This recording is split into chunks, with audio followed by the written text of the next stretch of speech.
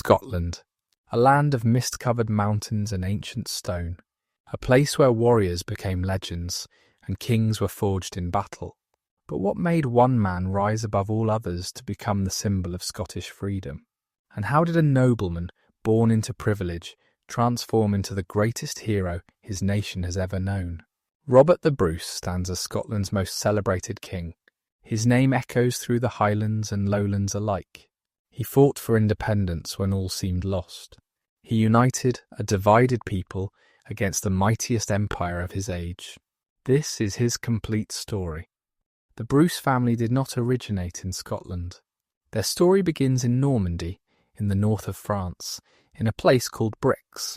The name Bruce itself derives from this location, though its spelling would change over the centuries. The family rose to prominence through service to the Norman dukes, who would eventually conquer England. Their fortunes were forever changed by the events of 1066, when Duke William of Normandy crossed the English Channel and defeated King Harold at the Battle of Hastings. Among the knights who followed William was a man named Robert de Bruce. This first Robert de Bruce was rewarded for his service with lands in Yorkshire in the north of England. He established his family seat at a place called Skelton, and from there the Bruces began their climb to greater power and influence. They were loyal servants of the Norman kings, fighting in their wars and administering their lands. Over the generations, they accumulated more property, more titles, and more connections to other powerful families. The Bruces were becoming one of the great families of northern England.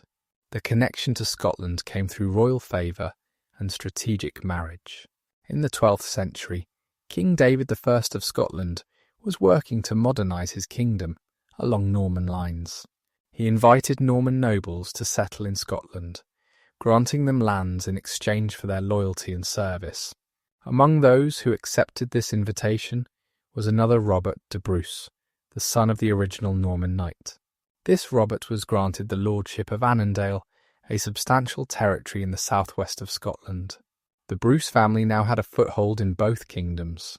The lordship of Annandale was a significant prize. It encompassed a large area of fertile land, numerous villages, and strategic importance as a border territory. The Bruces built castles, established churches, and developed their new domain with energy and skill. They attracted settlers, encouraged trade, and imposed order on what had been a somewhat wild frontier region.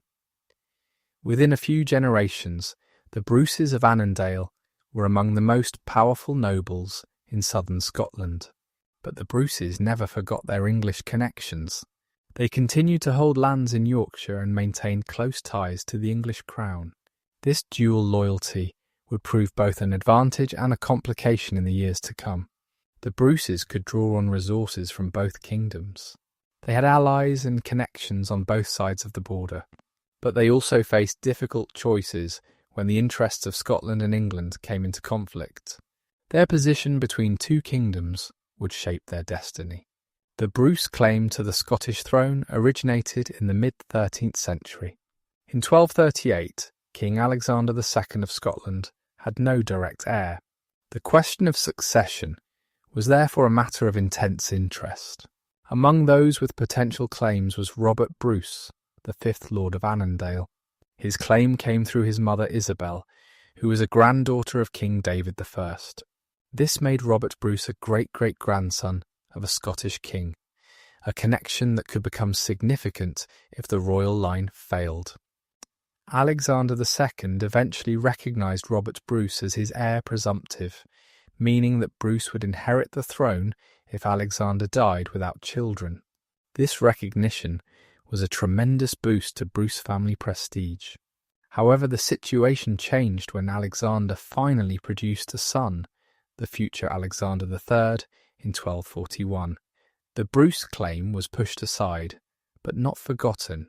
The family carefully preserved their royal connection, knowing that circumstances could change. The Bruces intermarried with other powerful Scottish families, building a network of alliances that spanned the kingdom. They were particularly close to the Stuarts, another rising family who served as hereditary stewards to the Scottish kings. These marriage alliances created bonds of loyalty and mutual interest that would prove valuable in times of crisis. The Bruces also maintained connections to noble families in England and on the continent, ensuring that they had friends and allies wherever they might need them. Robert Bruce, the 5th Lord of Annandale, was known as Robert Bruce the Competitor. This nickname reflected his energetic pursuit of the family's claim to the Scottish throne. He was a formidable figure, ambitious and determined, who spent decades positioning his family for a possible succession. He outlived King Alexander II and watched as Alexander III grew to manhood and produced heirs of his own. The Bruce claim seemed to fade into irrelevance, but the Competitor never gave up hope. The Competitor had a son, also named Robert, who became the 6th Lord of Annandale. This Robert married a woman named Marjorie, Countess of Carrick in her own right. The Earldom of Carrick was another significant territory in southwest Scotland, and this marriage greatly increased the family's holdings and prestige. Marjorie was a remarkable woman, strong-willed and independent. According to legend, she essentially kidnapped the younger Robert Bruce and refused to release him until he agreed to marry her. Whether this story is true or not, it reflects her reputation for determination. On July 11, 1274, Marjorie gave birth to a son at Turnberry Castle on the Ayrshire coast. This child was named Robert, following the family tradition. He was Robert Bruce, the future king, the man who would become the greatest hero in Scottish history. His birth came at a time of peace and prosperity. King Alexander III ruled Scotland wisely, and the future seemed secure. No one could have predicted the storms that lay ahead. Young Robert Bruce grew up in privilege and comfort. As the eldest son of a great noble family, he was heir to vast estates and high expectations. His childhood was spent between the family's Scottish and English properties, giving him familiarity with both kingdoms. He learned to ride, to hunt, to fight with sword and lance. He received an education appropriate to his station, learning to read and write in several languages. He was trained in the arts of war and the skills of lordship. The Bruce family's position required careful navigation of complex political waters. They owed allegiance to the Scottish king for their Scottish lands and to the English king for their English lands. This divided loyalty was common among border nobles, but it created potential conflicts. When Scotland and England were at peace, there was no problem. But if war came, the Bruces would have to choose sides. This reality shaped their political calculations and their relationships with both crowns. Robert Bruce the Competitor, the grandfather, remained a dominant figure in family affairs well into his old age. He was determined that his descendants would one day sit on the Scottish throne. He instilled this ambition in his son and grandson, teaching them to see themselves as rightful heirs to the crown. The younger Robert absorbed these lessons, growing up with a sense of destiny that would sustain him through the darkest times ahead. The Bruce estates were extensive and diverse. In Scotland, they held Annandale in the southwest and Carrick on the western coast. These territories included numerous castles, villages and farms. Thousands of people lived on Bruce lands, owing service and loyalty to the family. In England, the Bruces held properties in Yorkshire and elsewhere, including the substantial lordship of Hartlepool. Managing these far-flung estates required skill, trusted subordinates, and constant attention. The family's wealth came from many sources. Rents from tenant farmers provided a steady income. Profits from trade, particularly in wool and hides, added to the family coffers. Fees and fines collected in their role as local lords contributed further. The Bruces also benefited from royal patronage, receiving grants and privileges from both the Scottish and English crowns. This wealth allowed them to maintain their castles, support their armed retainers, and live in the style expected of great nobles. Religious patronage was an important part of noble life, and the Bruces were generous supporters of the church. They founded and endowed monasteries, built churches, and made gifts to religious houses throughout their territories. This generosity served multiple purposes. It demonstrated piety and earned spiritual merit. It created connections to the powerful ecclesiastical establishment, and it provided places where family members could be educated, cared for in illness, or buried with appropriate ceremony. The Bruce family had its share of internal tensions and rivalries. Different branches of the family competed for influence and resources. Younger sons resented their limited inheritance under the system of primogeniture, which gave everything to the eldest. Marriages sometimes created conflicts of interest when wives brought competing loyalties. These internal dynamics could weaken the family at crucial moments, or they could be managed skillfully to maintain unity and strength. As young Robert Bruce came of age, he was increasingly involved in family affairs. He accompanied his father and grandfather on their travels, learning the business of lordship firsthand. He met the other great nobles of Scotland and England, forming relationships that would shape his later career. He observed the workings of royal courts, absorbing lessons about power, politics, and the art of the possible. His education was preparing him for leadership, though no one yet knew what form that leadership would take.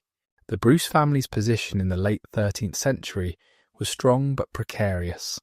They were wealthy, well-connected, and respected. They had a claim to the Scottish throne that, while currently dormant, could become relevant if circumstances changed. They had lands and allies in both Scotland and England, giving them flexibility, but also creating potential conflicts.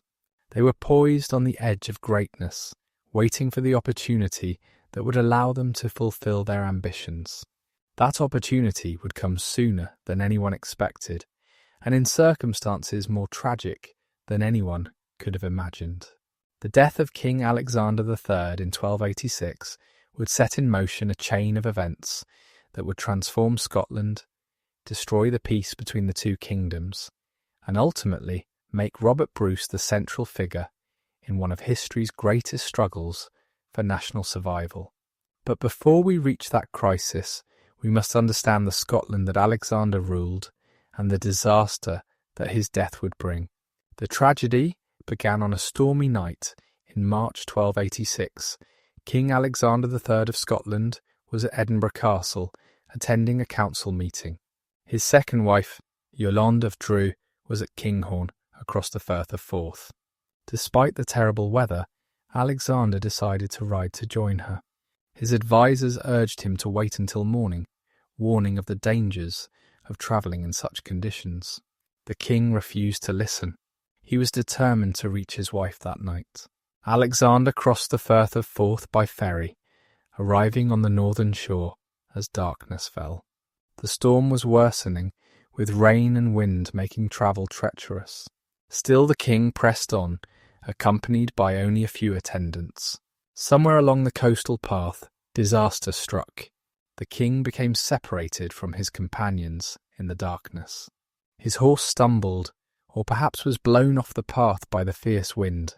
Alexander fell, breaking his neck in the fall. The King of Scots was dead at the age of 44. The death of Alexander III was a catastrophe for Scotland. The king had outlived all of his children.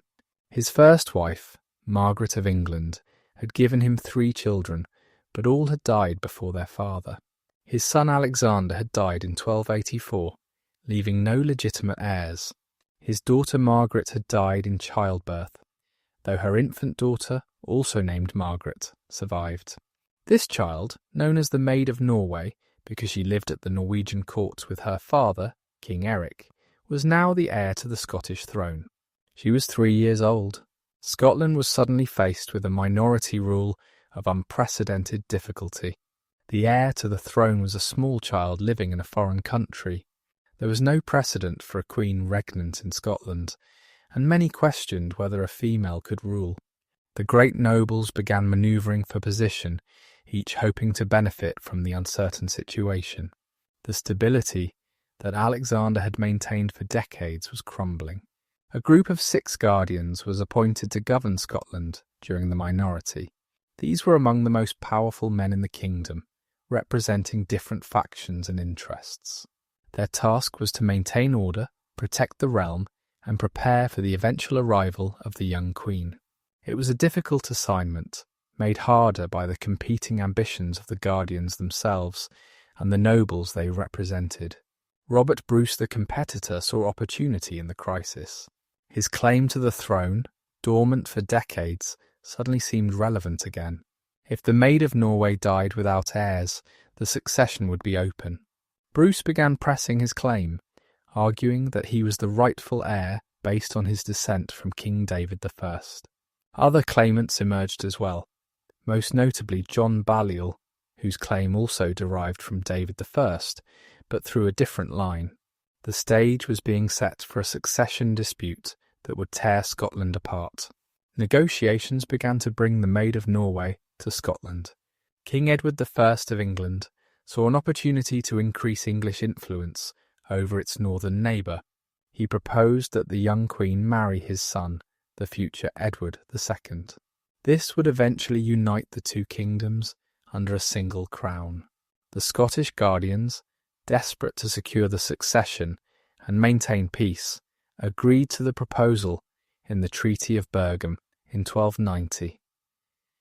The treaty included safeguards meant to preserve Scottish independence, but many Scots were uneasy about the arrangement. The Maid of Norway set sail for Scotland in the autumn of 1290. She never arrived. The young girl fell ill during the voyage and died in Orkney, probably in late September. She was only 7 years old. With her death, the direct line of Scottish kings came to an end. The succession was now completely open, and Scotland faced a crisis that threatened its very existence as an independent kingdom. The death of the Maid of Norway left Scotland without a clear heir. Multiple claimants came forward, each arguing that they had the best right to the throne. The two strongest claims belonged to Robert Bruce the competitor and John Balliol. Both were descended from daughters of David, Earl of Huntingdon, who was himself a grandson of King David I. The question was which line had the superior claim. John Balliol's claim came through his mother, Therfogilla, who was the eldest daughter of David of Huntingdon's eldest daughter. Robert Bruce's claim came through his mother Isabel, who was the second daughter of David of Huntingdon. In terms of strict primogeniture, Balliol had the stronger claim because his ancestor was the elder sister, but Bruce argued that he was one generation closer to the royal line, being a great-great-grandson of David I, while Balliol was a great-great-great-grandson. The Scottish nobles were unable to resolve the dispute among themselves.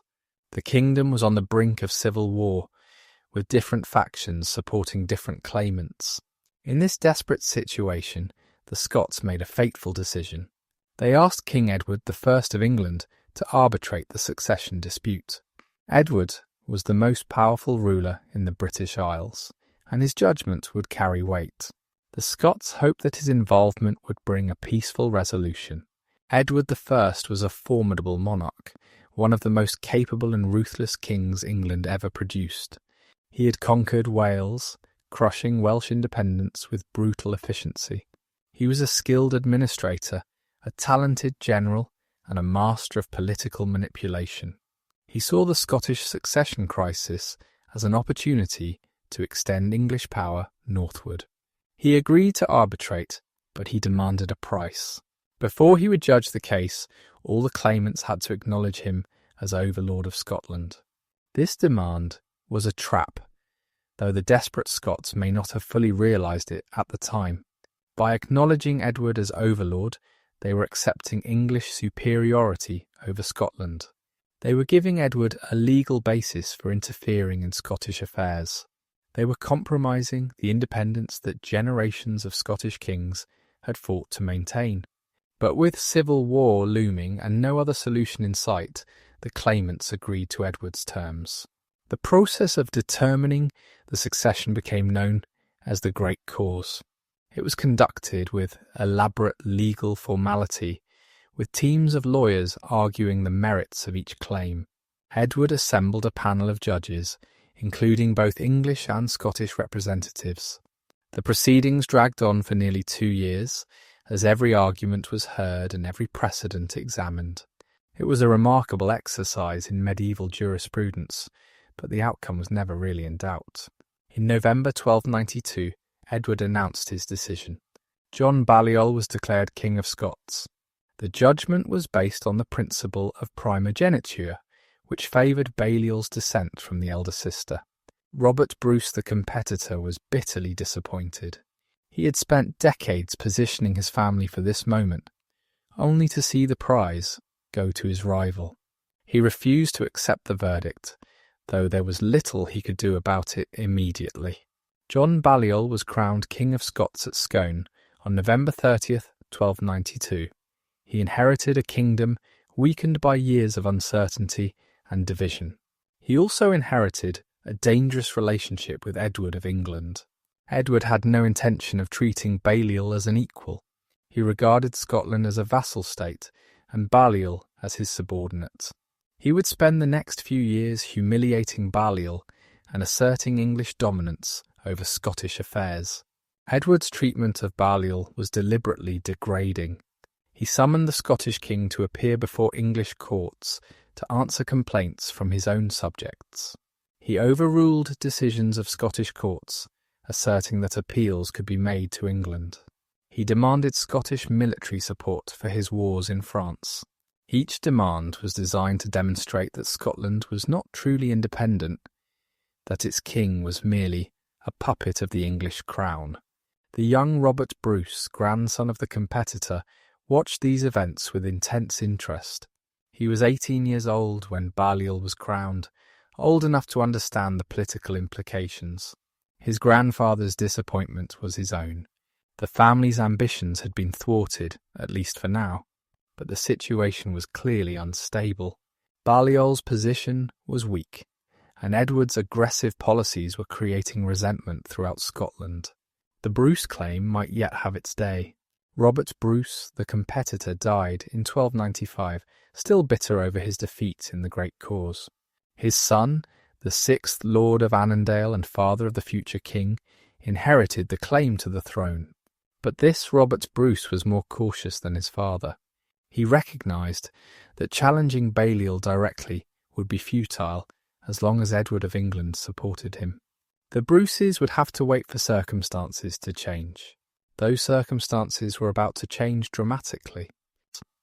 Scottish resentment of English interference was reaching a boiling point. In 1295, a group of Scottish nobles, acting without Balliol's full approval, negotiated an alliance with France.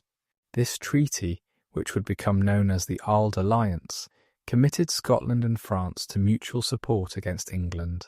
It was a direct challenge to Edward's authority, and he would not let it go unanswered. Edward I responded to the Franco-Scottish alliance with characteristic ruthlessness.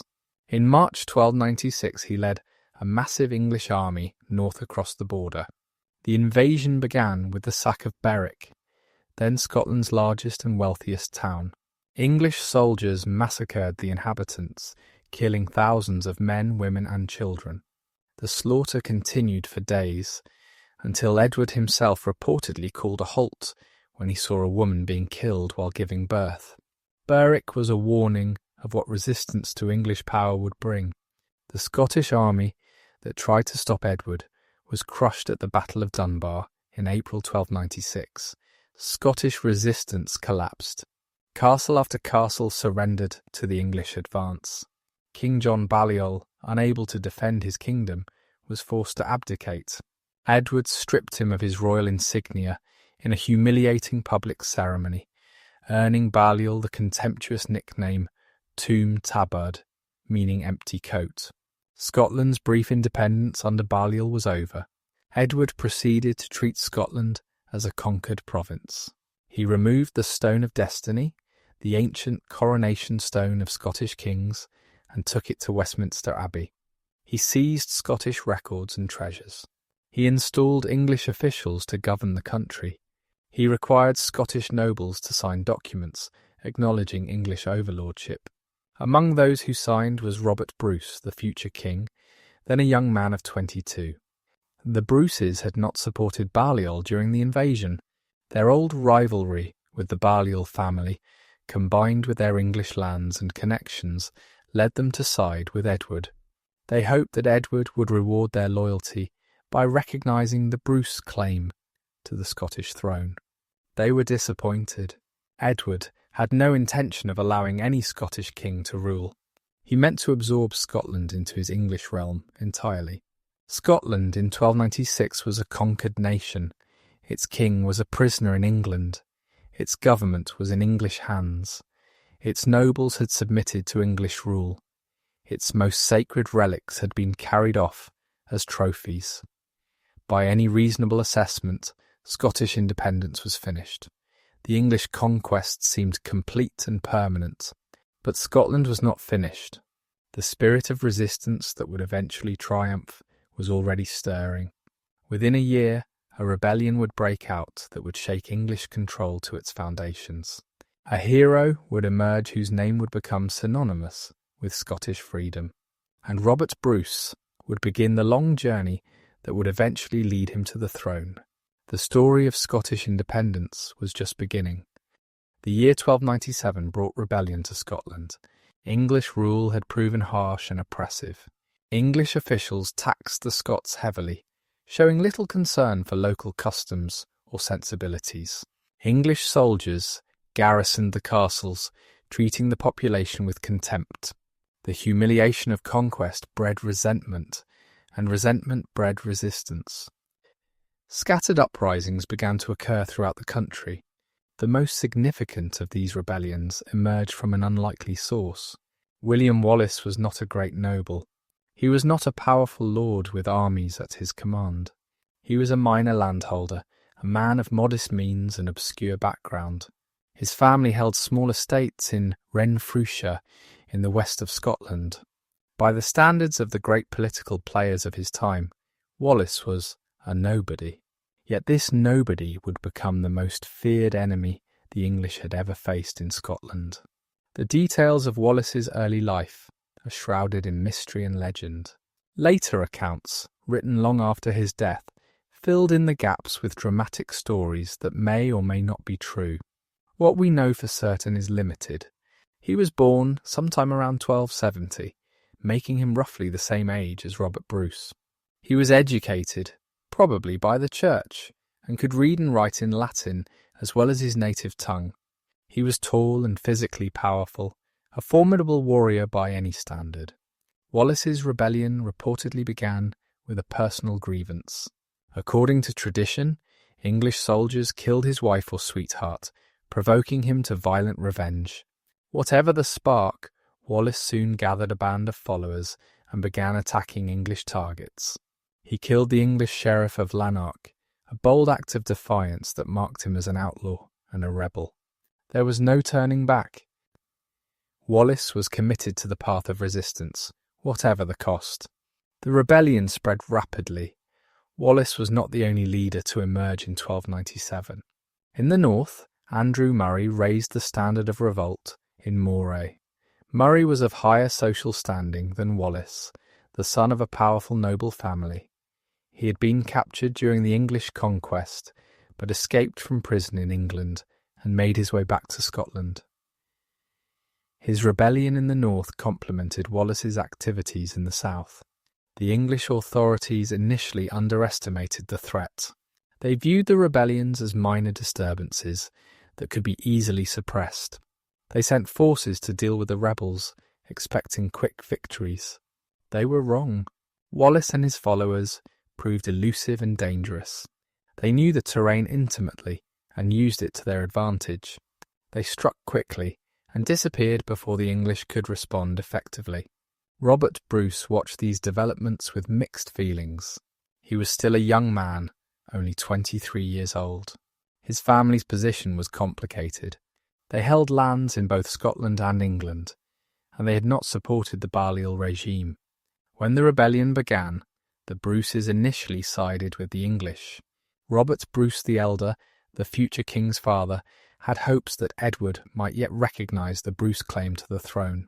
Supporting the rebellion seemed counterproductive to these ambitions, but the younger Robert Bruce was increasingly uncomfortable with this position. He was Scottish by birth and upbringing. The English conquest offended his sense of honour and identity. The brutality of English rule disturbed him, and the example of Wallace fighting against overwhelming odds for Scottish freedom stirred something in his soul. Bruce was torn between family ambition and national loyalty. In the summer of 1297, Bruce made his first move toward the Scottish cause. He joined a group of Scottish nobles who were negotiating with the English while secretly supporting the rebellion. This was a dangerous game, requiring careful management of appearances and realities. Bruce was learning the arts of political manoeuvring that would serve him well in years to come. The climax of the 1297 rebellion came in September at Stirling Bridge. The English had assembled a large army under the command of John de Warenne, Earl of Surrey, and Hugh de Cressingham, the hated English treasurer of Scotland. This force marched north to crush the rebellion once and for all. Wallace and Murray gathered their forces to meet them at the River Forth near Stirling Castle. The Battle of Stirling Bridge was a masterpiece of tactical brilliance. The English army was larger and better equipped than the Scottish force. In an open battle, the English knights would have ridden down the Scottish infantry with ease. But Wallace chose his ground carefully. The only crossing of the Forth in the area was a narrow wooden bridge. The English would have to cross this bridge to attack, and they could only cross a few at a time. Wallace waited patiently as the English began to cross. He let them come, watching as more and more soldiers crowded onto the north bank of the river. When roughly half the English army had crossed, Wallace struck. The Scots charged down from the high ground, trapping the English against the river. The narrow bridge became a death trap. English soldiers trying to retreat collided with those still trying to cross. Chaos ensued. The slaughter was terrible. English knights, weighed down by their heavy armour, drowned in the river or were cut down by Scottish spears. Hugh de Cressingham was killed, and according to Scottish tradition, his skin was stripped from his body and made into souvenirs. The English army was shattered. Those who had not yet crossed the bridge fled south in panic. It was the worst English defeat in Scotland in living memory. Andrew Murray was mortally wounded in the battle. He lingered for some weeks before dying of his injuries. His loss was a blow to the Scottish cause, depriving it of a capable leader from the noble class. Wallace was now the undisputed leader of Scottish resistance. He was knighted and appointed Guardian of Scotland, ruling in the name of the absent King John Balliol. Wallace's guardianship was remarkable for several reasons. Here was a man of relatively humble origins exercising supreme authority in a kingdom. He commanded nobles who would normally have looked down on someone of his status. He organised the government, raised armies, and conducted diplomacy with foreign powers. He even launched raids into northern England, bringing the war to the enemy's territory. Robert Bruce's position during this period remains somewhat unclear. He did not fight at Stirling Bridge. He was not among Wallace's close supporters, but he was also distancing himself from the English cause. The Bruce family was hedging its bets, waiting to see how events would unfold. This cautious approach was frustrating, but perhaps understandable given the uncertainties of the situation. The English response to Stirling Bridge was swift and overwhelming. King Edward I himself took command of the campaign against Scotland. Edward was the finest military commander of his age, a veteran of wars in Wales, France, and the Holy Land. He assembled the largest army England had ever sent against Scotland, a force of perhaps 30,000 men, including heavily armoured cavalry, disciplined infantry, and the dreaded English longbowmen. Wallace faced an impossible situation. He had won at Stirling Bridge through tactical genius and favourable terrain, but he could not repeat that victory against Edward's massive army in open country. The Scottish forces were outnumbered and outclassed. They lacked the heavy cavalry that formed the striking power of medieval armies. Their infantry, however brave, could not stand against a coordinated assault by English knights and archers. The Battle of Falkirk in July 1298 demonstrated the limits of Wallace's military options. Wallace arranged his infantry in large circular formations called schiltrons, bristling with long spears like giant hedgehogs. These formations could resist cavalry charges, as the horses would not willingly impale themselves on the spear points. But they were vulnerable to missile fire, and Edward had brought thousands of archers. Edward's tactics at Falkirk were methodical and devastating. He sent his cavalry against the Scottish schiltrons, not to break them but to pin them in place. Then he brought up his archers. Volley after volley of arrows rained down on the densely packed Scottish formations. The Scots had no way to respond. They could not charge without breaking their formations, and they had few archers of their own. They could only stand and die. The Scottish army was destroyed at Falkirk. Thousands were killed, including many of the common folk who had rallied to Wallace's banner. The Scottish cavalry, such as it was, fled the field early in the battle, leaving the infantry to its fate. Whether this was cowardice or a calculated decision to preserve forces for future resistance remains debated. Wallace himself survived, but his reputation was shattered. Wallace resigned as Guardian of Scotland after Falkirk. He had done everything humanly possible, but it was not enough. He could not defeat Edward in open battle. He could not protect Scotland from English vengeance. He had failed and he knew it, but he did not give up the cause. He would continue to resist, in his own way, for years to come. The guardianship passed to a council of nobles, including Robert Bruce and John Comyn the Red. This was an awkward arrangement. Bruce and Comyn were rivals, representing competing factions within Scottish politics. The Comyns had been close allies of the Balliol regime, while the Bruces had opposed it. Their families had feuded for generations. Putting them together as joint guardians was a recipe for conflict. The years following Falkirk were dark times for Scotland. Edward's armies campaigned repeatedly, capturing castles and devastating the countryside. Scottish resistance continued, but it was fragmented and ineffective. The Guardians quarrelled among themselves, unable to present a united front. Some Scots submitted to English rule, seeing no alternative. Others fled abroad, seeking refuge in France or elsewhere.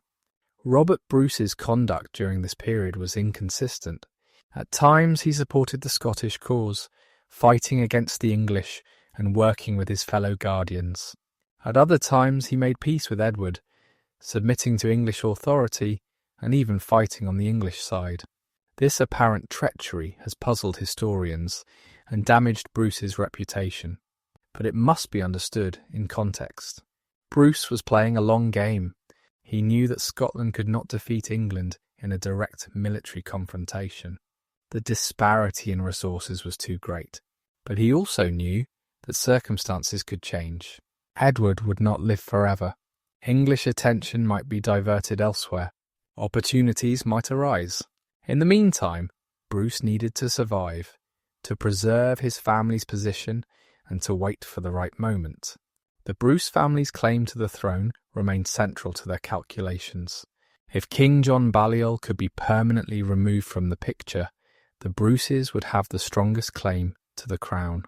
This possibility shaped their political manoeuvring. They could not openly support Balliol's restoration, which would end their own hopes.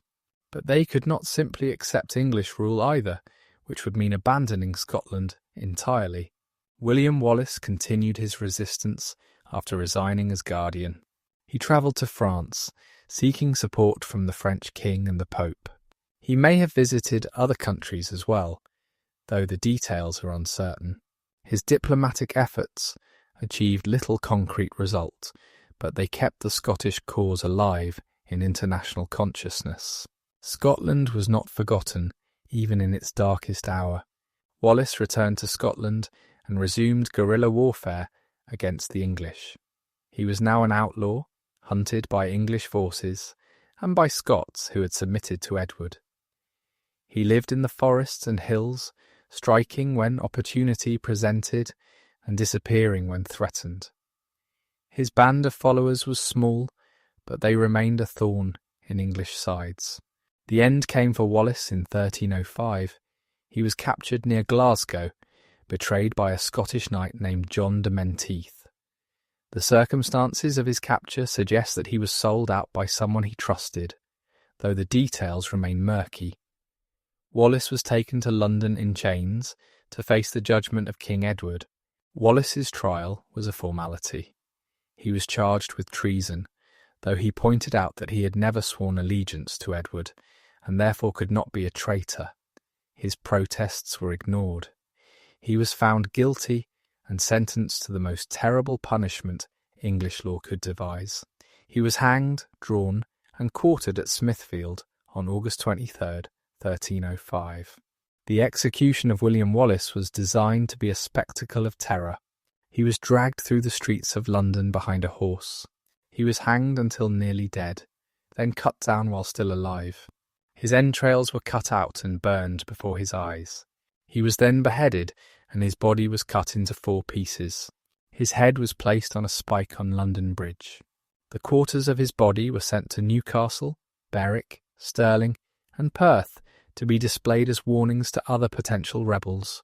Edward believed that Wallace's execution would end Scottish resistance. He was wrong. Wallace's death made him a martyr. His courage in the face of such a horrible end inspired others to continue the fight. The memory of Wallace would sustain Scottish resistance for generations. He had failed to free Scotland in his lifetime, but his example would help others succeed. Robert Bruce witnessed these events from a complicated position. He had submitted to Edward and was technically at peace with England. But the execution of Wallace and the brutal English rule that continued must have affected him deeply. Scotland was suffering under foreign domination. The cause for which Wallace had died still needed champions. Bruce was approaching a crossroads that would define his life. The Scotland of 1305 seemed completely subdued. Edward issued a new ordinance for the governance of Scotland, treating it as a conquered province. English officials controlled the administration. English garrisons held the castles. Scottish nobles who had submitted were allowed to keep their lands, but under English supervision. The independence that Alexander III had enjoyed seemed gone forever. But beneath the surface, resistance continued. Many Scots resented English rule and longed for freedom. The Church, in particular, remained a bastion of Scottish identity. Priests and monks kept alive the memory of Scottish independence and the hope of its restoration. They provided a network of communication and support for those who still dreamed of throwing off the English yoke. Robert Bruce was about to make the decision that would transform him from a vacillating noble into the leader of Scottish resistance. The events of early 1306 would set him on a path from which there was no return. He would become either a king or a corpse. There would be no middle ground. The winter of 1305 to 1306 was a time of secret meetings and whispered conspiracies. Robert Bruce was planning something momentous, though the exact nature of his plans remains debated by historians. He was in contact with other Scottish nobles who shared his discontent with English rule. He was also in communication with senior churchmen who supported Scottish independence. Something was brewing. The key relationship in Bruce's calculations was with John Comyn, Lord of Badenoch, known as the Red Comyn. The Comyns were one of the most powerful families in Scotland, with vast estates and numerous allies. John Comyn himself had a claim to the Scottish throne through his descent from King Donald III. He had served as a guardian of Scotland and had fought against the English. But he had also submitted to Edward, as Bruce had. Bruce and Comyn were rivals, but they were also the 2 most powerful Scottish nobles who might potentially lead a new rebellion. If they could unite, they would command formidable resources. If they remained divided, any rebellion would likely fail. Bruce apparently approached Comyn with a proposal for cooperation. The exact terms of this proposal are uncertain, but it seems to have involved sharing power in some way. According to the traditional account, Bruce offered Comyn a choice. Either Comyn would support Bruce's claim to the throne and receive Bruce's lands in return, or Bruce would support Comyn's claim and receive Comyn's lands. This would unite the two most powerful Scottish factions behind a single candidate. It was a bold proposal, requiring each man to trust the other completely. Something went wrong with this arrangement. Perhaps Comyn never sincerely agreed to it. Perhaps he agreed but then changed his mind. Perhaps he saw an opportunity to eliminate his rival by betraying him to the English. Whatever the reason, word reached Bruce that Comyn had informed King Edward of their conspiracy. Bruce was in mortal danger. The news reportedly reached Bruce while he was at the English court. A friend sent him a warning, perhaps in the form of 12 pennies and a pair of spurs, a coded message meaning he should flee immediately. Bruce did flee, riding north with desperate speed. He needed to act before Edward could arrest him. He needed to confront Comyn and deal with the betrayal. Bruce sent a message to Comyn requesting a meeting at Greyfriars Church in Dumfries on February 10th, 1306. The choice of a church as the meeting place was significant. Churches were sanctuaries, places where violence was forbidden under the laws of God and man. Meeting in a church should have guaranteed safety for both parties. Comyn agreed to the meeting. What happened inside Greyfriars Church that day would change Scottish history forever. Bruce and Comyn met before the high altar. Words were exchanged, angry words. Bruce accused Comyn of betrayal. Comyn denied it, or perhaps admitted it and justified his actions. The argument escalated. Tempers flared beyond control. Bruce drew his dagger and stabbed Comyn. The blow was not immediately fatal, but Comyn fell before the altar, bleeding. Bruce's companions rushed in. One of them, Roger de Kirkpatrick, reportedly asked Bruce if the deed was done. When Bruce expressed uncertainty, Kirkpatrick declared that he would make sure, and he finished Comyn off with his own blade. John Comyn, Lord of Badenoch, died on the floor of Greyfriars Church. The murder of John Comyn was a catastrophe for Robert Bruce, in almost every way. He had killed a man in a church before the altar, in a place of sanctuary. This was sacrilege of the worst kind, a mortal sin that would bring automatic excommunication from the church. He had murdered a rival which would unite the powerful Comyn family and their allies against him in a blood feud. He had committed an act that King Edward would never forgive. Bruce had burned his bridges completely. There was no possibility of reconciliation with Edward now.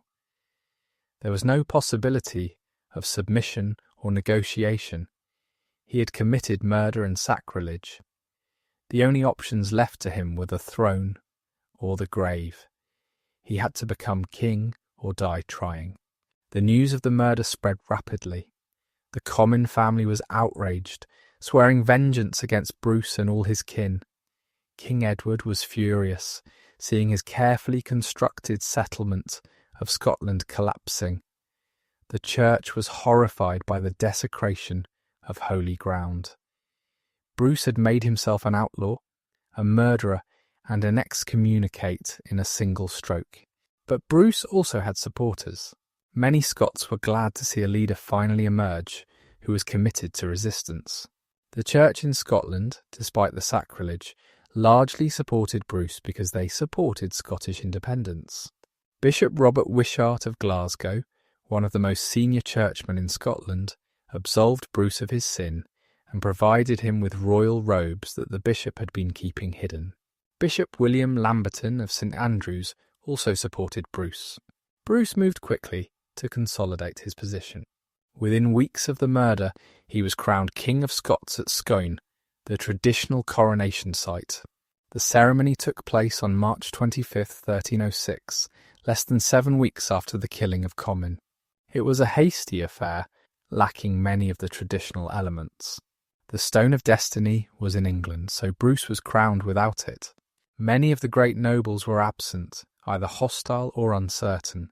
The coronation was performed by Bishop Wishart, despite the irregularity of crowning an excommunicated murderer. Isabella Macduff, Countess of Buchan, played a crucial role in the ceremony. She came from a family that traditionally had the right to crown Scottish kings. Her presence gave the coronation additional legitimacy, though she would pay a terrible price for her support of Bruce. Robert Bruce was now King Robert I of Scotland, at least in the eyes of his supporters. To the English and their Scottish allies he was a rebel, a murderer and a usurper. The Commons and their allies regarded him as the killer of their kinsmen, an enemy to be destroyed at all costs. The Pope, informed of the sacrilege at Greyfriars, excommunicated Bruce and placed Scotland under interdict. The new king faced overwhelming challenges. His support was limited, concentrated mainly in the southwest of Scotland. The English controlled most of the major castles and had substantial forces in the country. The Commons and their allies controlled much of the north and northeast. Bruce had few soldiers, little money, and powerful enemies on all sides. Edward I responded to Bruce's coronation with characteristic fury. He swore to crush the rebellion and punish Bruce with the utmost severity.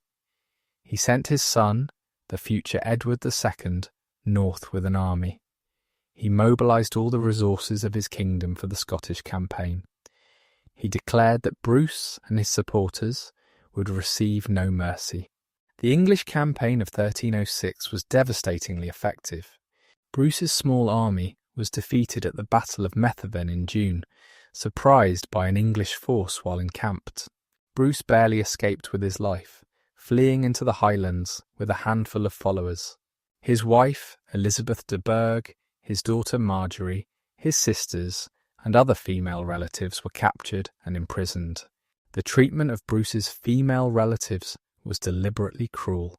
His sister Mary and the Countess of Buchan were placed in cages hung from the walls of Roxburgh and Berwick castles respectively. They were displayed like animals, exposed to the elements and to public mockery. Bruce's wife was imprisoned in England under harsh conditions. His young daughter was sent to a convent. Edward wanted to make an example of anyone who supported Bruce. Bruce's brothers were hunted down and killed. Neil Bruce was captured and executed at Berwick. Thomas and Alexander Bruce were captured in early 1307 and executed at Carlisle. The Bruce family was being systematically destroyed. Robert himself was a fugitive, hiding in the mountains and islands of western Scotland, hunted by enemies on all sides. The winter of 1306 to 1307 was the lowest point of Bruce's life. He had lost everything. His army was destroyed. His family was imprisoned or dead. His kingdom existed only in name. He was excommunicated, outlawed, and hunted. Many men would have given up, fled abroad, or surrendered to their fate. Bruce did not give up. The famous story of Bruce and the spider dates from this period. According to legend, Bruce was hiding in a cave, despairing of his cause, when he watched a spider trying to spin its web.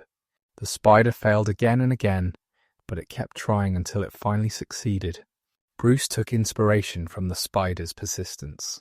If the spider could succeed through determination, so could he. Whether this story is true or not, it captures something essential about Bruce's character. He had an extraordinary capacity for endurance and resilience. He could suffer defeat after defeat and still come back fighting. He could lose everything and still believe in ultimate victory. This quality would prove essential in the years ahead. Bruce spent the winter in hiding, probably in the islands off the west coast of Scotland. He may have visited Ireland, where he had family connections.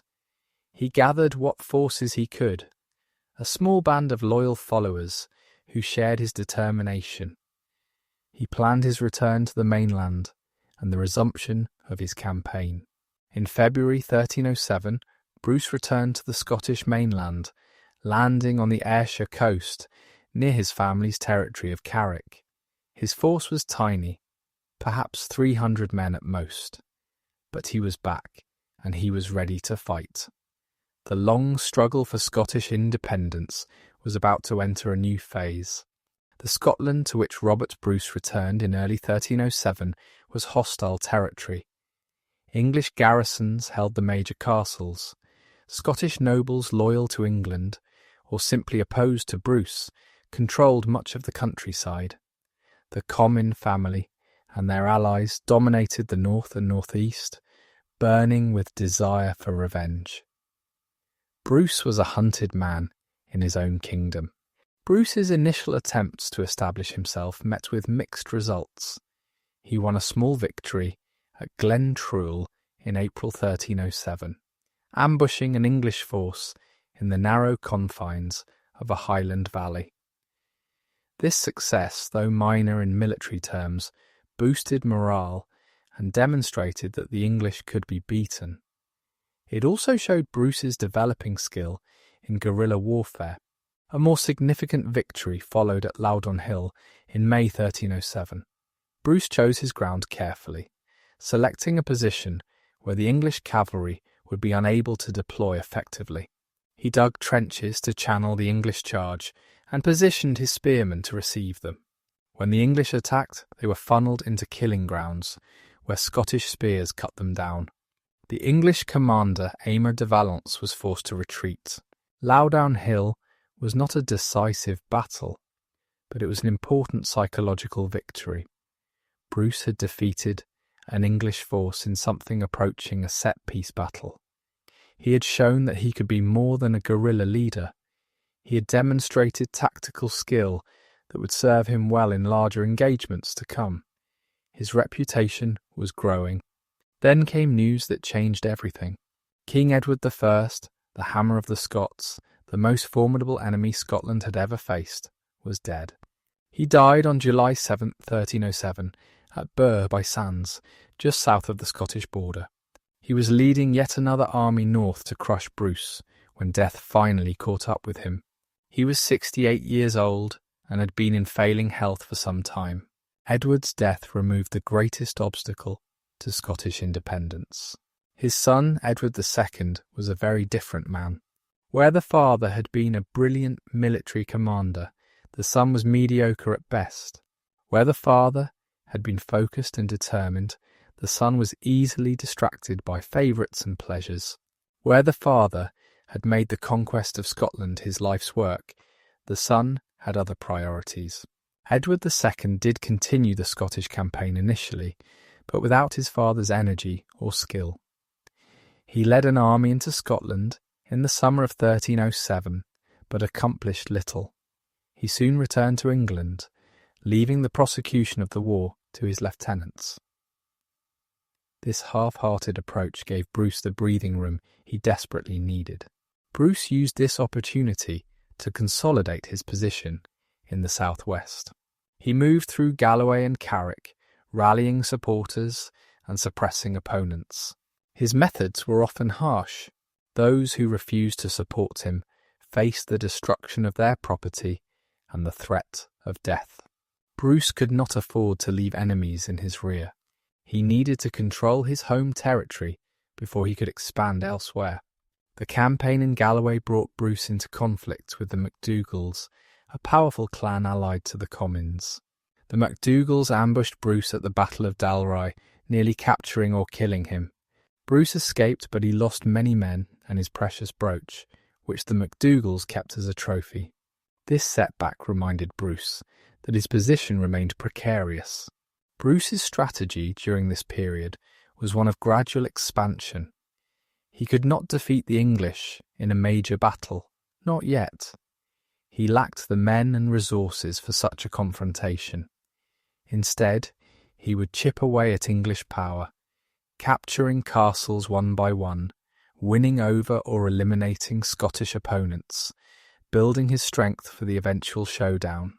The capture of castles was central to this strategy. Castles were the key to controlling medieval Scotland. Whoever held the castles held the country. But capturing castles was difficult. They were designed to resist assault, and a well-supplied garrison could hold out for months or even years. Bruce developed innovative techniques for taking castles, often relying on surprise, treachery, or starvation rather than direct assault. One famous example was the capture of Edinburgh Castle in 1314. The castle sits atop a volcanic rock, seemingly impregnable, but a man named William Francis knew of a route up the north face of the rock, a path he had used in his youth to visit a girlfriend in the town. Bruce's men climbed this route at night, surprised the garrison, and captured the castle.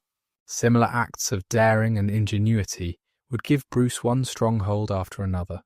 Bruce's policy toward captured castles was unusual for his time.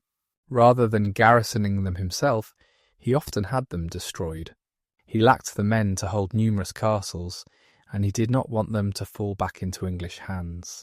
By demolishing the fortifications, he denied them to the enemy. This policy of destruction was controversial, but it was strategically sound given Bruce's circumstances. The years from 1307 to 1309 saw Bruce steadily expanding his control. He moved north into the territories dominated by the Comyns and their allies. This brought him into direct conflict with the family that had sworn to avenge John Comyn's death. The fighting was bitter and brutal, a civil war within the larger war for independence. Bruce defeated the Comyns and their allies in a series of engagements. The Battle of Inverary in May 1308 was particularly significant. Bruce was actually ill at the time, so sick that he had to be carried on a litter, but he insisted on being present with his army, and his presence inspired his men to victory. The Comyn power in the north was broken. The Earl of Buchan, head of the Comyn family, fled after Inverary. Bruce pursued a policy of devastation in Buchan, destroying crops, burning villages, and driving off livestock. This brutal campaign, remembered as the Harrying of Buchan, was designed to permanently break Comyn power in the region. It succeeded, though at a terrible cost to the civilian population. By 1309, Bruce controlled most of Scotland north of the Forth Clyde line. He held his first parliament at St Andrews in March of that year, a significant step toward establishing legitimate government. The parliament declared that Bruce was the rightful king and that the war against England was just. It also began the process of organising the kingdom and rewarding those who had supported Bruce. The church in Scotland continued to support Bruce despite his excommunication. Scottish bishops argued that Bruce was fighting a just war for the freedom of his people. They sought to have his excommunication lifted and to gain papal recognition for his kingship. These efforts would eventually succeed, though not for many years. Bruce's military successes attracted more supporters. Men who'd been cautious or hostile began to come over to his side. The tide was clearly turning, and ambitious men wanted to be on the winning side.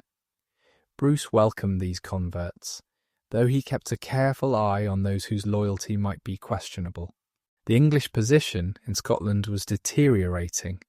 Garrisons were isolated and undersupplied.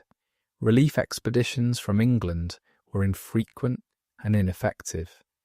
Edward II was preoccupied with domestic problems, including conflicts with his own nobles over his favourites.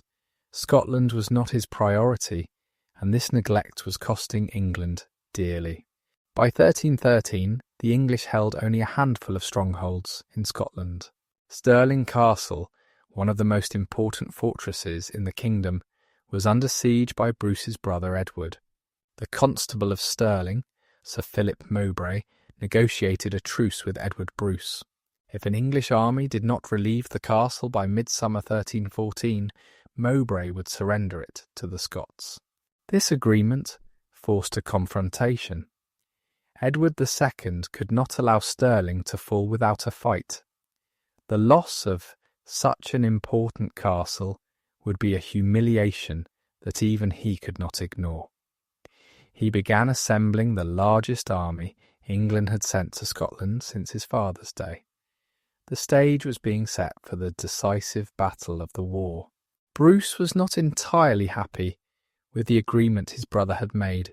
It committed him to a battle he would have preferred to avoid. His strategy of gradual attrition was working. Why risk everything on a single engagement? But the agreement had been made, and Bruce would not dishonour it. He would face the English army and trust in God and his men. The spring of 1314 saw both sides preparing for the coming clash. Edward II summoned his vassals and allies, gathering a force that would number perhaps 20,000 men. Bruce called in his supporters, assembling an army of perhaps 6,000 to 8,000. The disparity in numbers was significant, but Bruce had advantages of his own. He would be fighting on ground of his choosing, and his men were veterans of years of hard campaigning. The battle that would determine Scotland's fate was approaching. Everything Bruce had fought for, everything he had suffered, would be decided in a single day. The years of guerrilla warfare, the losses of family and friends, the narrow escapes and hard-won victories, all led to this moment. Bannockburn awaited. The early months of 1314 were filled with preparation and anticipation. Robert Bruce knew that the coming battle would be the most important of his life.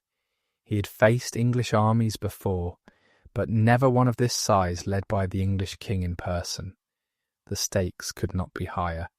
Victory would secure Scottish independence. Defeat would mean the end of everything. Bruce spent the months before the battle training his army and preparing the battlefield. He selected a position near Stirling Castle, where the English would have to come to relieve the garrison. The ground was carefully chosen to neutralise English advantages. The terrain was broken by streams and boggy areas that would hamper the movement of heavy cavalry. Wooded areas provided cover and limited the English ability to deploy their superior numbers. The Scottish army that gathered for Bannockburn was different from the feudal hosts of earlier times. Bruce had created something new, an army of infantry trained to fight together in disciplined formations. The core of this army was the schiltron, the dense formation of spearmen that had proven effective at Stirling Bridge and Falkirk. But Bruce had improved on the schiltron, making it more mobile and more aggressive. Bruce's spearmen carried long spears, perhaps 12 feet or more in length. They were trained to advance in formation, presenting a wall of spear points that cavalry could not penetrate. Unlike the static schiltrons of Falkirk, which had stood in place until destroyed by arrows, Bruce's formations could move and attack. They were offensive weapons, not merely defensive ones. The Scottish army was organised into 4 divisions. Bruce himself commanded one division. His brother Edward commanded another. Thomas Randolph, Earl of Moray, commanded a third. The fourth was commanded by Walter the Steward and James Douglas, 2 of Bruce's most trusted lieutenants.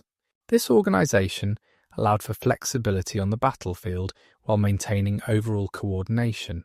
James Douglas, known as the Black Douglas, was one of the most remarkable warriors of his age. His family had suffered terribly under English rule, and Douglas had devoted his life to vengeance and liberation. He was Bruce's most aggressive commander, always eager to attack, always seeking out the enemy. His raids into northern England had made his name a terror to the English. Mothers reportedly used his name to frighten naughty children. Thomas Randolph, Earl of Moray, was Bruce's nephew, the son of his sister. Randolph had initially opposed Bruce, fighting on the English side. He was captured by the Scots and brought before Bruce, who persuaded him to change sides. Randolph became one of Bruce's most loyal and capable commanders, a brilliant soldier who would play a crucial role at Bannockburn. The English army that marched north in the summer of 1314 was impressive by any standard. It included perhaps 2,000 to 3,000 heavy cavalry, the armoured knights who were the decisive arm of medieval warfare. It included thousands of infantry, including Welsh spearmen and English archers. It included a massive supply train, necessary to feed such a large force. It was the greatest army England had assembled in a generation. Edward II led this army in person, though his military abilities were limited. He was accompanied by many of the greatest nobles of England, men who had fought in his father's wars and knew something of warfare. The Earl of Gloucester, the Earl of Hereford, the Earl of Pembroke, and many others rode with the king. These were experienced soldiers, veterans of campaigns in Scotland, Wales, and France. They knew how to fight, even if their king did not. The army moved north through England, gathering strength as it went. Contingents joined from all over the kingdom, answering the royal summons. The column stretched for miles along the roads, a river of steel and horses and men. Banners fluttered in the summer breeze, displaying the heraldic devices of England's greatest families. It was a magnificent sight, a display of military power that seemed irresistible. The march was not without difficulties. Moving such a large force was a logistical challenge of enormous proportions. The army needed food, water and fodder for thousands of horses. The roads of medieval England and Scotland were not designed for such traffic. The column moved slowly, perhaps 10 or 15 miles on a good day. The weather was hot, and men and horses suffered from the heat and dust. Edward pushed his army hard, determined to reach Stirling before the deadline expired. The agreement between Edward Bruce and the castle's constable specified that relief must arrive by Midsummer Day, June 24th. Edward II could not afford to be late. The honour of England and his own reputation were at stake. He drove his men forward despite their exhaustion. The Scottish army watched the English approach with a mixture of anticipation and apprehension. Bruce's scouts kept him informed of the enemy's progress. He knew the size of the English force, knew the quality of their cavalry, knew the danger he faced. But he also knew his own men, knew the ground he had chosen, knew the advantages he possessed. He was as ready as he could ever be. Bruce addressed his army before the battle, reminding them of what they were fighting for. They were fighting for their homes, their families, their freedom. They were fighting against foreign domination and tyranny. They were fighting for Scotland itself. If they won, they would be free men in a free country. If they lost, they would be slaves or corpses. There was no middle ground. The Scottish soldiers were given a choice. Any man who did not wish to fight could leave without shame. Bruce wanted only willing warriors, men who would stand firm in the face of the English charge. According to the chronicles, not a single man left. They were committed to the cause, ready to fight and die for their king and their country. Bruce also made practical preparations for the battle. He had pits dug in front of his positions, covered with branches and turf to conceal them. These would break the legs of charging horses and disrupt the English cavalry. He positioned his forces carefully, using the terrain to maximum advantage. He planned for every contingency he could imagine. The night before the battle, the Scottish army attended Mass and made their confessions. They prepared their souls for what might be their last day on earth. They prayed for victory, for courage, for the strength to do their duty. The priests blessed them and assured them that their cause was just. God was on their side, they were told, and with God's help they would prevail. The English army arrived in the vicinity of Stirling on June 23, 1314. They had made it in time barely. The men were exhausted from the forced march, but they had reached their destination. Now they had to fight. The next day would determine the fate of Scotland. The English commanders surveyed the Scottish positions and did not like what they saw. Bruce had chosen his ground well. The Scots were positioned on rising ground, with their flanks protected by woodland and boggy terrain. The English cavalry would not be able to sweep around them or attack from multiple directions. They would have to come straight at the Scottish spears. Some English commanders urged caution. They suggested waiting, resting the army, probing for weaknesses in the Scottish position. But Edward was impatient. He had come to fight, and fight he would. The honour of England demanded immediate action. Besides, the deadline for relieving Stirling was the next day. There was no time for delay. The first clash came on the afternoon of June 23rd, the day before the main battle. An English cavalry force under Sir Henry de Bohun spotted Robert Bruce riding ahead of his lines, apparently inspecting his positions. De Bohun saw an opportunity for glory. If he could kill or capture the Scottish king, the battle would be won before it began. De Bohun couched his lance and charged directly at Bruce. It was a moment of supreme drama, the English knight thundering toward the Scottish king in single combat. Bruce waited calmly on his small grey horse, watching de Bohun approach. At the last moment Bruce swerved aside, avoiding the lance point. As de Bohun passed, Bruce rose in his stirrups and brought his battle-axe down on the English knight's head. The blow split de Bohun's helmet and skull, killing him instantly. The English knight tumbled from his horse, dead before he hit the ground. Bruce's axe handle shattered from the force of the impact. It was a spectacular display of martial skill, and it electrified the Scottish army. If their king could defeat an English champion in single combat, perhaps they could defeat the English army in battle. Bruce's commanders were horrified by the risk their king had taken. If de Bohun's lance had struck home, the Scottish cause would have died with Bruce. The king shrugged off their concerns, reportedly complaining only about his broken axe. But he understood the psychological impact of his victory. His men had seen him triumph over an English knight. Their confidence soared. The English cavalry that had accompanied de Bohun attacked the Scottish lines, but were repulsed. The Scottish spearmen held firm, and the broken ground prevented the cavalry from building momentum. The English withdrew, having accomplished nothing except the loss of a promising young knight. It was not an auspicious beginning to the campaign. Another English force attempted to approach Stirling Castle by a different route, through the woods near the village of St Ninians. They were intercepted by the division commanded by Thomas Randolph, Earl of Moray. Randolph's men formed their schiltron and faced the English cavalry in the open.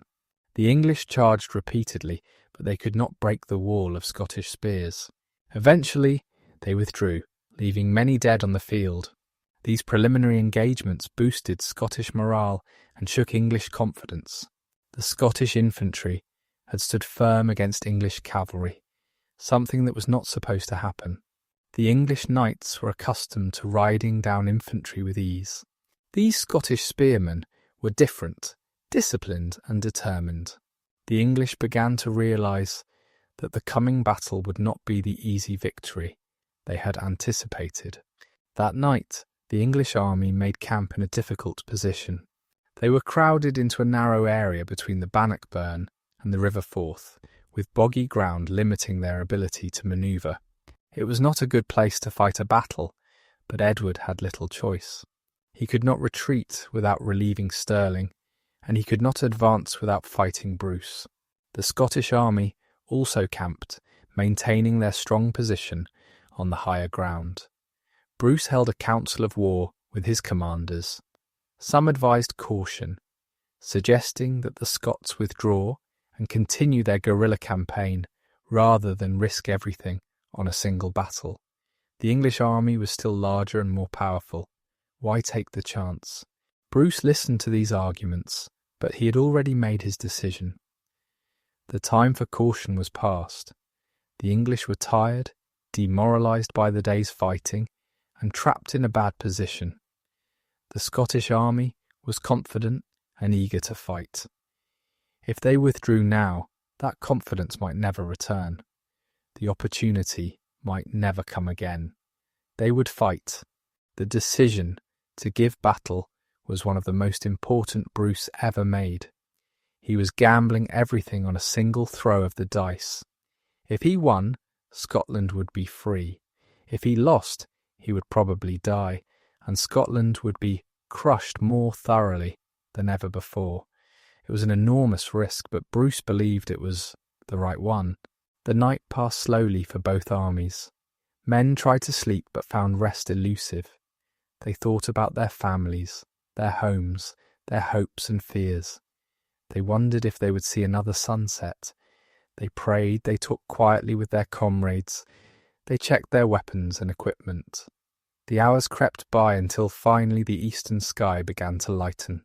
Dawn on June 24, 1314, revealed two armies preparing for battle. The English stirred in their cramped camp, forming up as best they could in the limited space. The Scottish divisions assembled on the higher ground, their spears glinting in the early morning light. The stage was set for one of the most decisive battles in British history. The morning of June 24, 1314, dawned clear and warm. The summer sun rose over the Scottish landscape, illuminating two armies poised for combat. The English forces, despite their difficult position, presented an impressive sight. Thousands of armoured knights sat astride their war horses, lances ready, pennants flying. Behind them stood ranks of infantry, archers and spearmen. It was the greatest army England had fielded in decades. The Scottish army was smaller, but no less determined. Bruce's 4 divisions stood in formation on the rising ground, their long spears creating a forest of wooden shafts tipped with deadly iron points. The men wore whatever armour they possessed, some in mail shirts, others in padded jackets, many with nothing but their ordinary clothes. They lacked the magnificent equipment of the English knights, but they had something more valuable. They had unity, discipline, and a cause worth dying for. Bruce gave the order to advance. This was unexpected. Medieval infantry usually waited for cavalry to attack them, receiving the charge in defensive formation. Bruce was doing something different. He was taking the fight to the enemy, moving his schiltrons forward in an aggressive advance. It was a bold gamble that would either win the battle or lead to disaster. The Scottish divisions moved down the slope toward the English positions. They advanced in good order, maintaining their formations despite the broken ground. The men chanted prayers as they marched, calling on God and St. Andrew to grant them victory. The sound of thousands of voices raised in supplication filled the morning air. The English watched the Scottish advance with a mixture of surprise and contempt. Infantry advancing against cavalry was unheard of. The proper thing for infantry to do was stand still and hope the cavalry charge would not break them. These Scots were either very brave or very foolish. The English knights prepared to teach them a lesson. King Edward ordered his cavalry to charge. The flower of English chivalry spurred their horses forward, building speed as they closed with the Scottish lines. The thunder of hooves shook the ground. The knights couched their lances, aiming for the gaps in the Scottish formation. This was the moment they had trained for all their lives, the glorious cavalry charge that would sweep the enemy from the field. The charge failed. The Scottish schiltrons did not break or scatter. They held firm, presenting an unbroken wall of spear points to the oncoming horsemen. The horses, trained though they were, would not impale themselves on the spears. They shied away at the last moment, disrupting the formation of the charge. Knights collided with each other, fell from their horses, or found themselves stopped dead against the Scottish line. The English cavalry tried again and again to break through. They charged from different angles, probed for weak points, sought any gap in the Scottish formation. They found none. The schiltrons held together, the men supporting each other, stepping forward to fill any gaps, maintaining the deadly hedge of spears. The cavalry could not penetrate. The fighting became a grinding melee. English knights, unable to use their lances effectively, drew their swords and tried to hack their way through the Scottish spears. Some succeeded in pushing into the formation, only to be surrounded and pulled from their horses. Others were killed by spear thrusts before they could close. The ground became slippery with blood. The English archers, who'd been so devastating at Falkirk, could not repeat their success at Bannockburn. The cavalry was too closely engaged with the Scottish infantry. The archers could not shoot without hitting their own men. When they tried to move to a position where they could fire effectively, they were charged by Scottish cavalry under Sir Robert Keith and scattered. The English lost their most effective weapon. The cramped terrain worked against the English. They could not deploy their superior numbers effectively. Units got in each other's way. Fresh troops could not reach the fighting. The English army was like a giant trying to fight in a closet, unable to use its strength. Bruce had chosen his ground perfectly. As the morning wore on, the battle turned increasingly in Scotland's favour. The English cavalry was exhausted, their horses blown, their lances broken. The Scottish spearmen pressed forward relentlessly, pushing the English back toward the Bannockburn. The English formations began to lose cohesion as men sought to escape the relentless pressure. A critical moment came when the Earl of Gloucester led a desperate charge against Bruce's own division. Gloucester was one of the greatest nobles in England, a man of enormous wealth and pride. He had quarrelled with the Earl of Hereford over who should lead the vanguard, and he was determined to prove his valour. He charged directly at the Scottish king's banner. Gloucester's charge was brave but futile. His horse was killed beneath him, and he was pulled down and killed by Scottish spearmen before anyone could rescue him. The death of such a prominent nobleman sent shockwaves through the English army. If Gloucester could be killed, no one was safe. English morale, already shaken, began to crack. The Scottish army sensed that victory was within reach. They pushed forward with renewed energy, driving the English back step by step. The war cries of the Scots mingled with the screams of the wounded and dying. The English retreat became increasingly disorganised as men sought to escape the killing ground. Then came the moment that decided the battle. A large group of people appeared on the crest of a nearby hill, moving toward the battlefield. The English, already demoralised, assumed these were Scottish reinforcements arriving to join the fight. In fact, they were probably camp followers, servants, and other non-combatants who had come to watch the battle. But the English did not know that. The sight of what appeared to be fresh Scottish troops was the final blow to English morale. The army broke. Men began to flee, first in small groups, then in larger numbers. The retreat became a rout. Soldiers threw away their weapons and armour to run faster. Knights abandoned their horses in the boggy ground. The greatest army England had assembled in a generation dissolved into a panicked mob.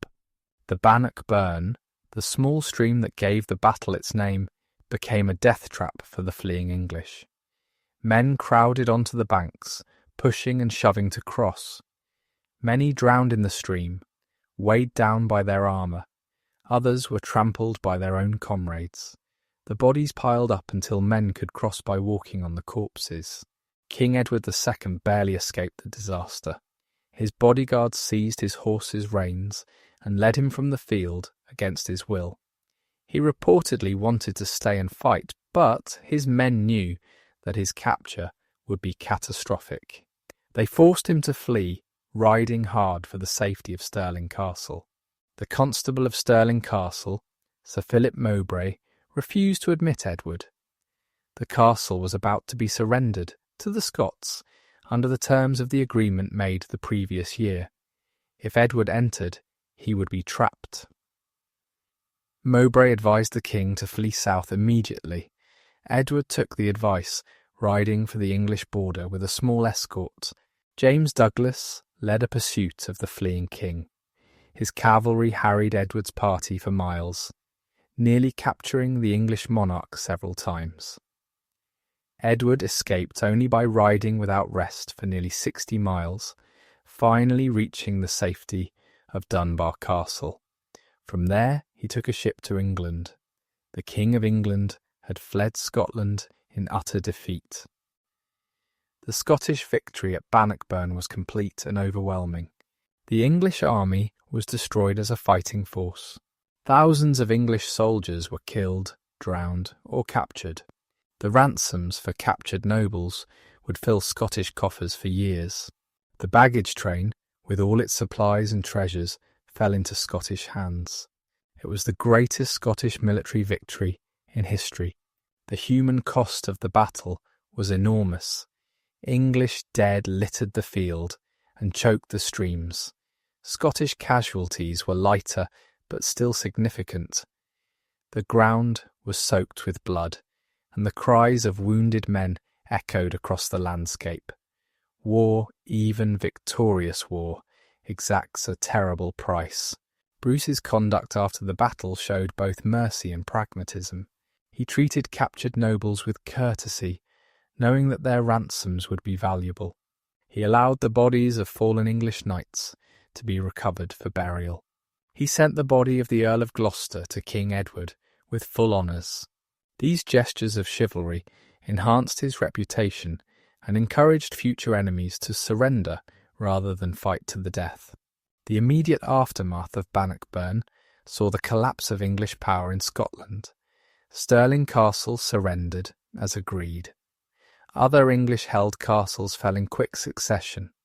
The Scottish nobles who had supported England hastened to make peace with Bruce. Within months, Bruce controlled virtually all of Scotland. Bannockburn did not end the war with England. Edward II refused to recognise Scottish independence or Bruce's kingship. English raids continued, and Scottish counter-raids struck deep into northern England. But the nature of the conflict had changed. Scotland was no longer fighting for survival. It was fighting for recognition of a freedom it had already won on the battlefield. The battle transformed Robert Bruce from a rebel king with a contested claim into the undisputed ruler of Scotland. His position was now unassailable. No Scottish noble would dare challenge a king who had won such a victory. His excommunication seemed less important when God had so clearly blessed his arms. Bruce was now truly the King of Scots.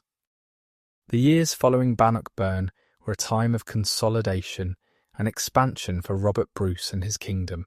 The great victory had secured Scottish independence on the battlefield, but diplomatic recognition remained elusive. England refused to acknowledge Bruce as king or Scotland as an independent nation. The Pope, influenced by English pressure, maintained Bruce's excommunication. The war continued, though its character had changed. Bruce used his position of strength to reward those who had supported him through the dark years. Lands confiscated from English supporters and Scottish traitors were distributed to loyal followers. James Douglas received extensive estates in the Borders. Thomas Randolph was confirmed as Earl of Moray. Other faithful supporters received grants appropriate to their service. Bruce was building a new Scottish nobility, bound to him by ties of gratitude and self-interest. The Scottish Parliament met regularly during these years, providing a forum for consultation between the king and his subjects. Bruce was careful to govern with the consent of his nobles, clergy, and burgesses. He understood that his power depended on maintaining their support. The Parliament passed laws, granted taxes, and advised the king on matters of policy. It was a partnership, not a dictatorship. Bruce's government worked to restore order and prosperity to a land ravaged by decades of war. Courts were re-established to administer justice. Trade was encouraged, with Scottish merchants resuming their connections to continental markets. Agriculture slowly recovered as farmers returned to lands that had been abandoned during the fighting. The wounds of war began to heal. The Church in Scotland strongly supported Bruce, despite his excommunication. Scottish bishops argued that the Pope had been misled by English propaganda. They maintained that Bruce was the legitimate king and that Scotland's cause was just. They continued to perform religious services and administer the sacraments, technically in defiance of papal authority. The Scottish Church was asserting a degree of independence from Rome that would have been unthinkable in earlier times. Bruce launched a campaign to pressure England into recognising Scottish independence. Scottish forces raided deep into northern England, burning towns, seizing livestock, and extracting tribute. The northern English counties were devastated by these raids, their populations living in constant fear. Bruce hoped that the suffering of his English subjects would force Edward to negotiate. The raids into England were led by Bruce's most aggressive commanders, particularly James Douglas and Thomas Randolph. Douglas became especially feared, his name synonymous with destruction and terror. He struck without warning, appeared where he was least expected, and disappeared before English forces could respond. The Black Douglas, as he was called, became a legend on both sides of the border. Bruce also opened a new front in the war by invading Ireland. His brother Edward led a Scottish army to Ireland in 1315, hoping to establish a second kingdom that would threaten England from the west. Edward Bruce was crowned High King of Ireland in 1316, though his authority was never fully established. The Irish campaign was ultimately unsuccessful, ending with Edward's death at the Battle of Fouquet in 1318, but it demonstrated the reach of Scottish ambitions.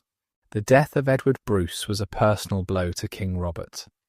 Edward had been his closest companion through the years of struggle, his most trusted commander, his heir presumptive. The brothers had fought side by side at Bannockburn and through countless smaller engagements. Edward's reckless courage had finally cost him his life, but Robert mourned him deeply. Edward Bruce's death also created a succession crisis. Robert had no legitimate sons at this time. His daughter Marjorie had married Walter the Steward, and she died in 1316, shortly after giving birth to a son named Robert. This grandson was now the heir to the throne, but he was an infant. If King Robert died, Scotland would face another minority rule, with all the dangers that entailed. The Scottish Parliament addressed the succession question in 1318, passing a law that established the order of succession. If Robert died without male heirs, the crown would pass to his grandson, Robert Stewart. If the Stewart line failed, it would pass to the descendants of Robert's brother Edward. This careful planning reflected the lessons Scotland had learned from the succession crisis of the 1290s. Bruce's health was a growing concern during these years. He suffered from an unidentified illness that gradually sapped his strength. Medieval sources describe symptoms that have led modern historians to speculate about various conditions, including leprosy, though this diagnosis is uncertain. Whatever the cause, Bruce was not the vigorous warrior he had once been. He increasingly delegated military operations to his trusted lieutenants. The diplomatic situation began to shift in Scotland's favour after 1320. In that year, the Scottish nobles sent a letter to Pope John XXII that would become one of the most famous documents in Scottish history. This letter, known as the Declaration of Arbroath, made the case for Scottish independence in eloquent and powerful terms. The Declaration of Arbroath was a masterpiece of medieval political thought. It traced the history of the Scottish nation from ancient times, asserting that the Scots had always been free and independent. It described the tyranny of English rule and the suffering it had caused.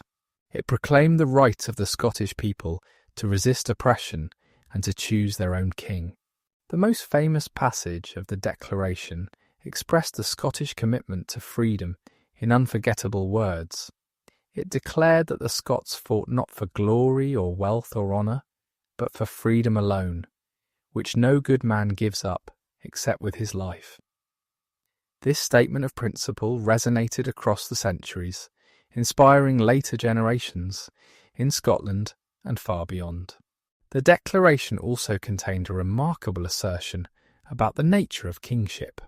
It stated that if Robert Bruce ever submitted to English rule, the Scots would drive him out and choose another king. The king ruled by the consent of the people, and if he betrayed their trust, they had the right to replace him. This was a radical idea for its time, anticipating later theories of popular sovereignty. The Declaration of Arbroath did not immediately achieve its goal of papal recognition. Pope John remained cautious, unwilling to offend England. But it shifted the diplomatic landscape. It presented Scotland's case to the wider world in terms that commanded respect.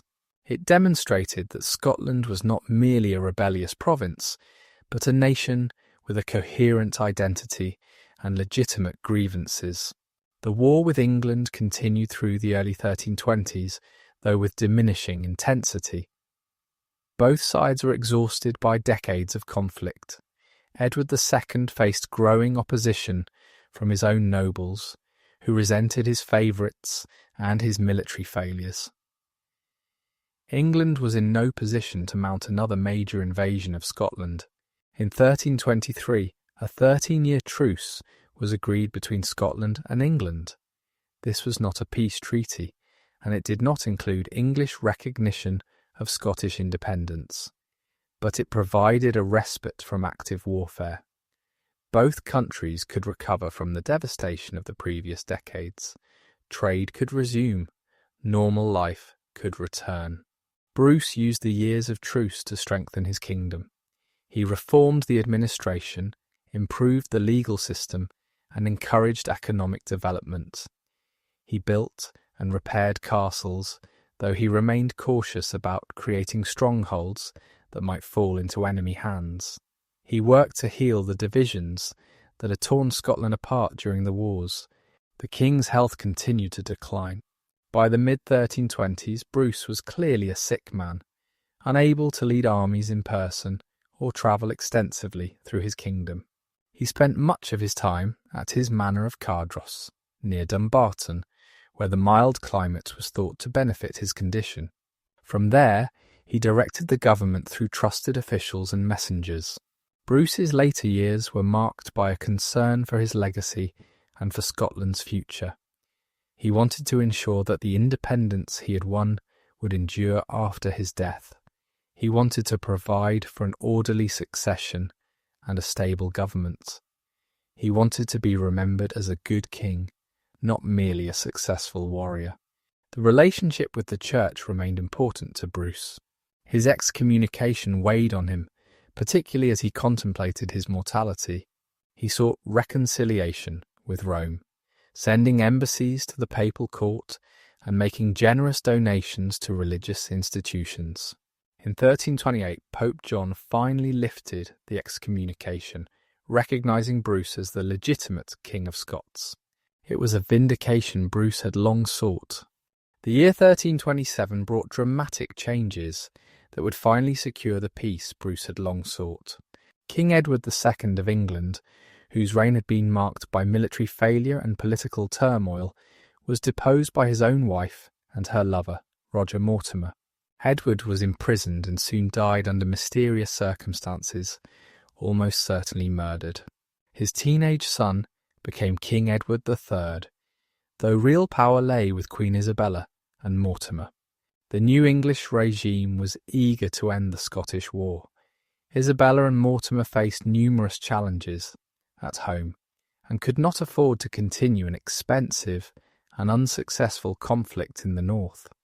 They opened negotiations with Bruce, offering terms that would have been unthinkable under Edward II. The Treaty of Edinburgh, also known as the Treaty of Northampton, was concluded in 1328. It was a triumph for Scotland and for Robert Bruce personally. England recognised Scotland as a fully independent kingdom, free from any English overlordship. England recognised Robert Bruce as the legitimate King of Scots. The border between the two kingdoms was confirmed. All English claims to sovereignty over Scotland were renounced. The treaty also arranged a marriage between Bruce's son David, now heir to the throne, and Joan, the sister of the young English king. This marriage would bind the two royal families together, and it was hoped ensure lasting peace between the kingdoms. David was only 4 years old, and Joan was 7 But such young marriages were common among medieval royalty. The Treaty of Edinburgh represented the fulfilment of everything Bruce had fought for. Scottish independence was not merely asserted, but recognised by England itself. The wars that had devastated both countries for more than 30 years were officially over. Bruce had achieved what many had thought impossible. He had defeated the most powerful kingdom in the British Isles and secured his nation's freedom. Bruce did not have long to enjoy his triumph. His health was failing rapidly. The illness that had plagued him for years was reaching its final stages. He was confined to his bed for long periods, unable to participate in the celebrations that marked the peace. He knew that death was approaching. The king made careful preparations for the end. He summoned his closest advisers and gave them instructions for governing the kingdom after his death. His son David was still a child, so a regency would be necessary. Bruce appointed Thomas Randolph, Earl of Moray, as guardian of the young king and regent of Scotland. Randolph had proven his loyalty and ability many times. Bruce trusted him to protect David and preserve Scottish independence. Bruce also made provisions for his burial and for the disposition of his remains.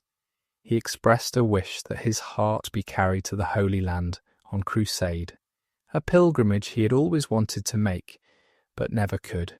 He asked James Douglas to fulfil this final request. Douglas, ever faithful, agreed to carry his king's heart to Jerusalem. Robert Bruce, King of Scots, died on June 7, 1329, at his manor of Cardross. He was 54 years old. He had reigned as king for 23 years. Though many of those years had been spent fighting for a throne he could not securely hold, he had transformed himself from a vacillating noble into the greatest hero Scotland had ever known. He had won freedom for his people through courage, perseverance, and military genius. The news of Bruce's death spread quickly through Scotland and beyond. The nation mourned its liberator. Churches held services for the repose of his soul. People gathered to share memories of the great king and to wonder what the future would hold without him. Bruce had been the rock on which Scottish independence rested. Could that independence survive without him? Bruce's body was buried at Dunfermline Abbey, the traditional resting place of Scottish kings. His tomb became a place of pilgrimage, visited by Scots who wished to honour the memory of their greatest king. The abbey church where he lay was magnificent, a fitting memorial to a magnificent reign. His heart was removed from his body and placed in a silver casket to be carried on crusade as Bruce had wished.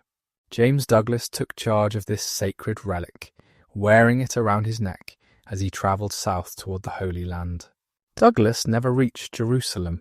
He was killed fighting the Moors in Spain in 1330, and the heart was recovered from the battlefield and returned to Scotland.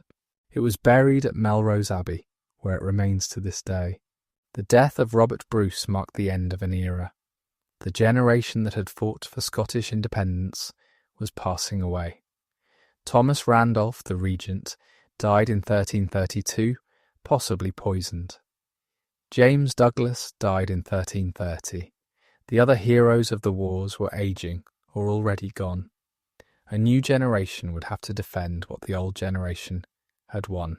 Scotland faced severe challenges in the years after Bruce's death. The young King David II was only 5 years old when he inherited the throne. The Regency government struggled to maintain order and defend the realm. England, under the aggressive Edward III, soon repudiated the Treaty of Edinburgh and renewed its claims to overlordship. The wars began again. Edward Balliol, son of the John Balliol who had briefly been king in the 1290s, invaded Scotland with English support in 1332. He defeated the Scottish army at the Battle of Duplin Moor and had himself crowned king. The young David II was sent to France for safety. Scotland was once again torn by civil war and foreign invasion. But the legacy of Robert Bruce endured. The Scots remembered what he had taught them about resistance and perseverance. They continued to fight for their independence through decades of further warfare. Edward Balliol's regime never established firm control, and he was eventually driven out. David II returned from exile and ruled until his death in 1371. When David died without children, the crown passed to Robert Stewart, the grandson of Robert Bruce, through his daughter Marjorie.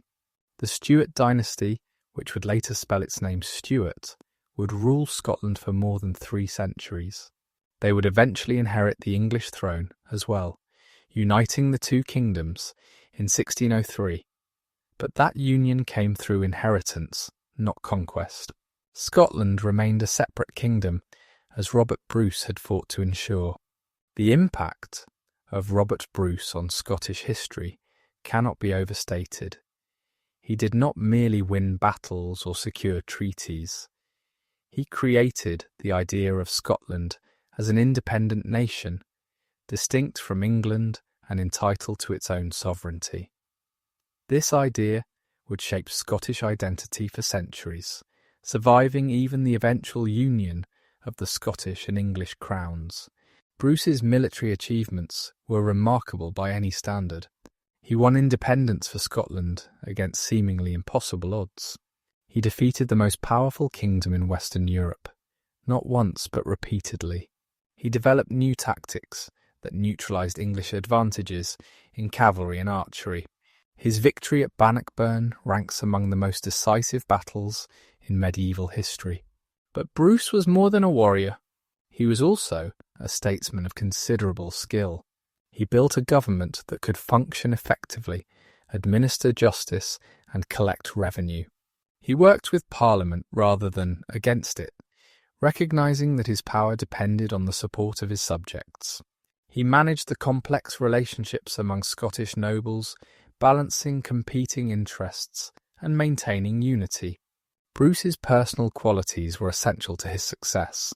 He possessed extraordinary resilience, the ability to suffer defeat after defeat and still come back fighting.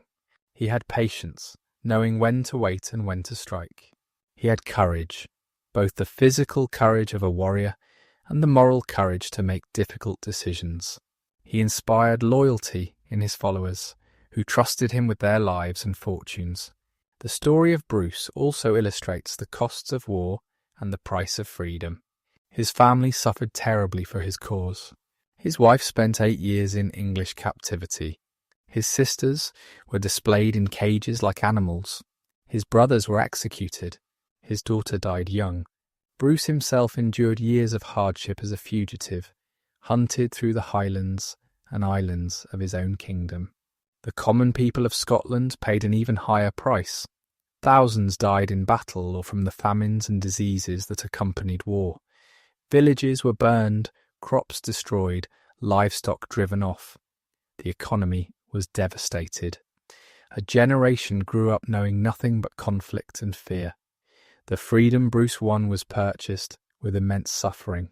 Bruce's legacy extended beyond Scotland. The Declaration of Arbroath, with its assertion that kings rule by the consent of the people and can be removed if they betray their trust, influenced later political thought.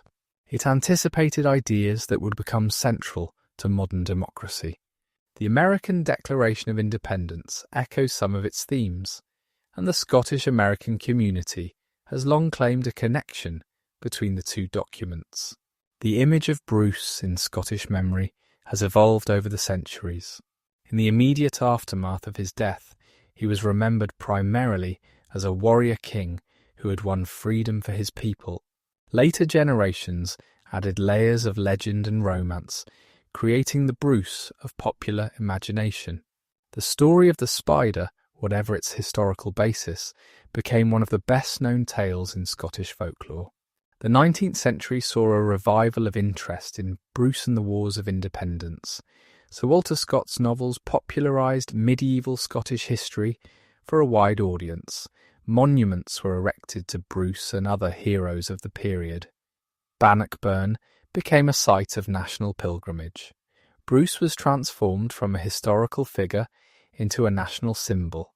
This process of mythologization had both positive and negative aspects. It kept alive the memory of Scottish independence and resistance to English domination. It provided inspiration for later movements seeking Scottish self-government, but it also simplified and distorted the historical record, turning complex events into simple morality tales and complex people into cardboard heroes. Modern historians have worked to recover the real Robert Bruce from beneath the layers of legend. They have examined the original sources with fresh eyes, questioning assumptions that earlier generations took for granted. They have placed Bruce in his proper context, understanding him as a man of his time rather than a timeless symbol. This scholarly work has given us a more nuanced and accurate picture of the king and his era. The real Bruce was more interesting than the legend.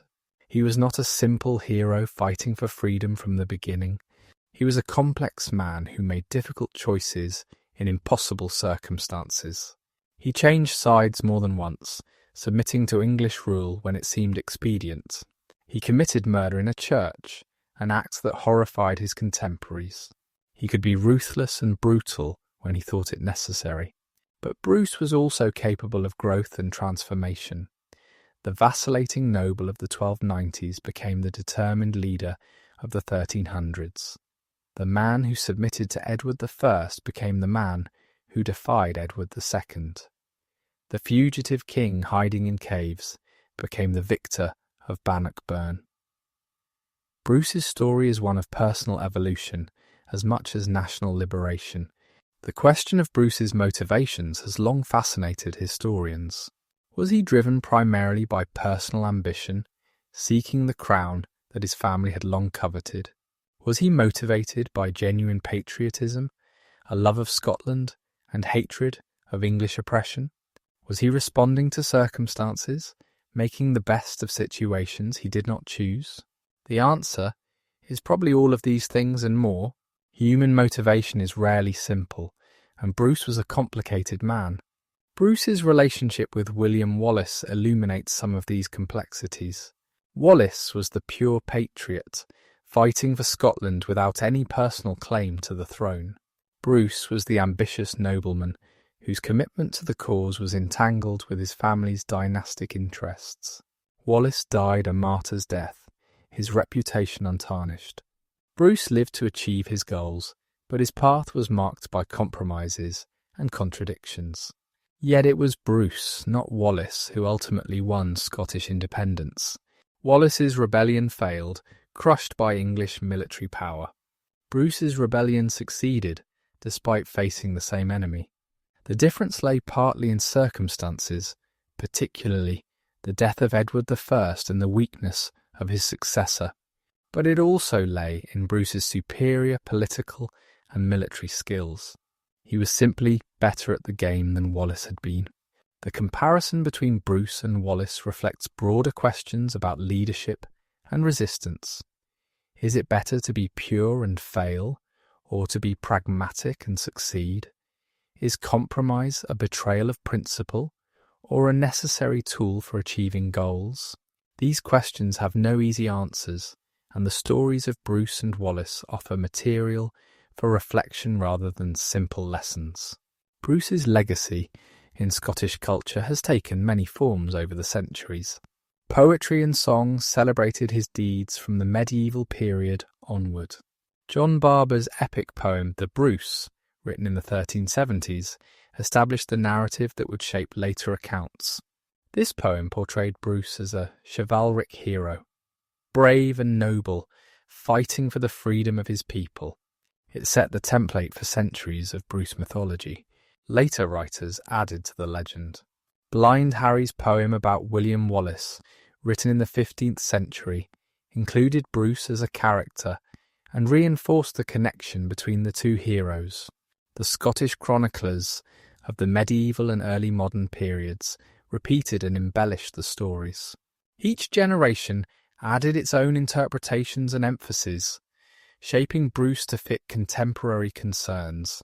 To truly understand Robert the Bruce, we must see him as a man of his time, shaped by the values and circumstances of medieval Scotland. He was not a modern nationalist, fighting for an abstract principle of self-determination. He was a medieval nobleman pursuing power and honour within the framework of feudal society.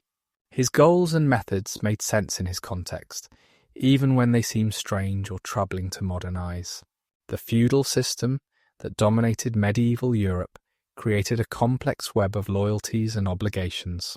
A nobleman like Bruce owed allegiance to multiple lords for different pieces of land.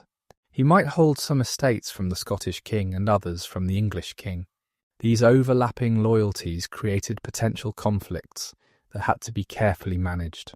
Bruce's apparent inconsistency, his shifting between Scottish and English allegiance, was partly a product of this system.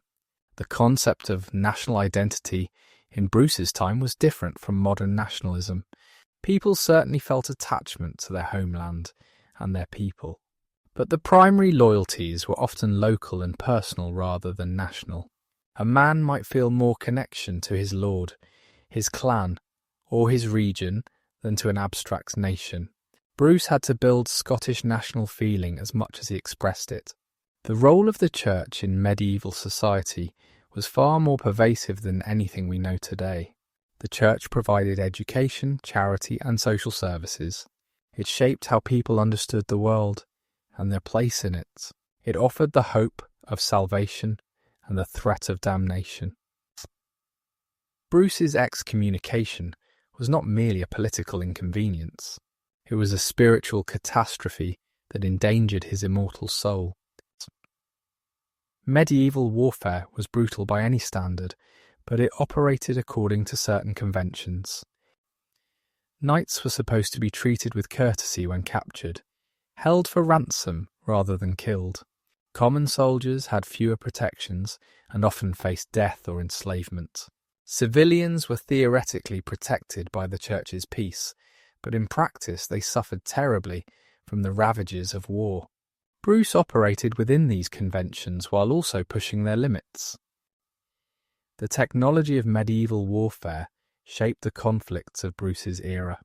Castles were the key to controlling territory, and siege warfare was often more important than pitched battles.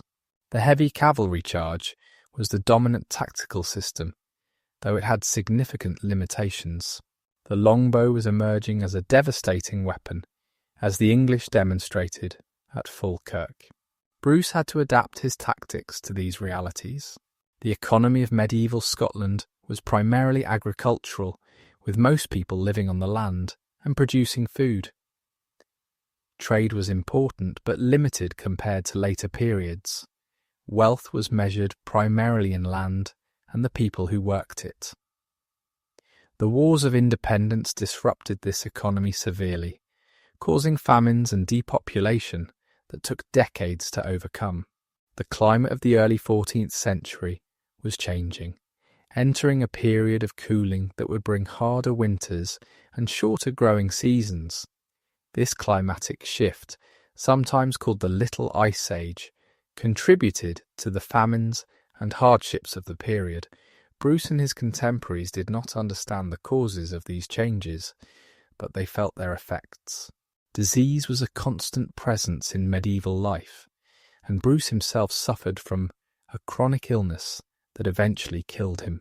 Medical knowledge was limited, and treatments were often ineffective or harmful.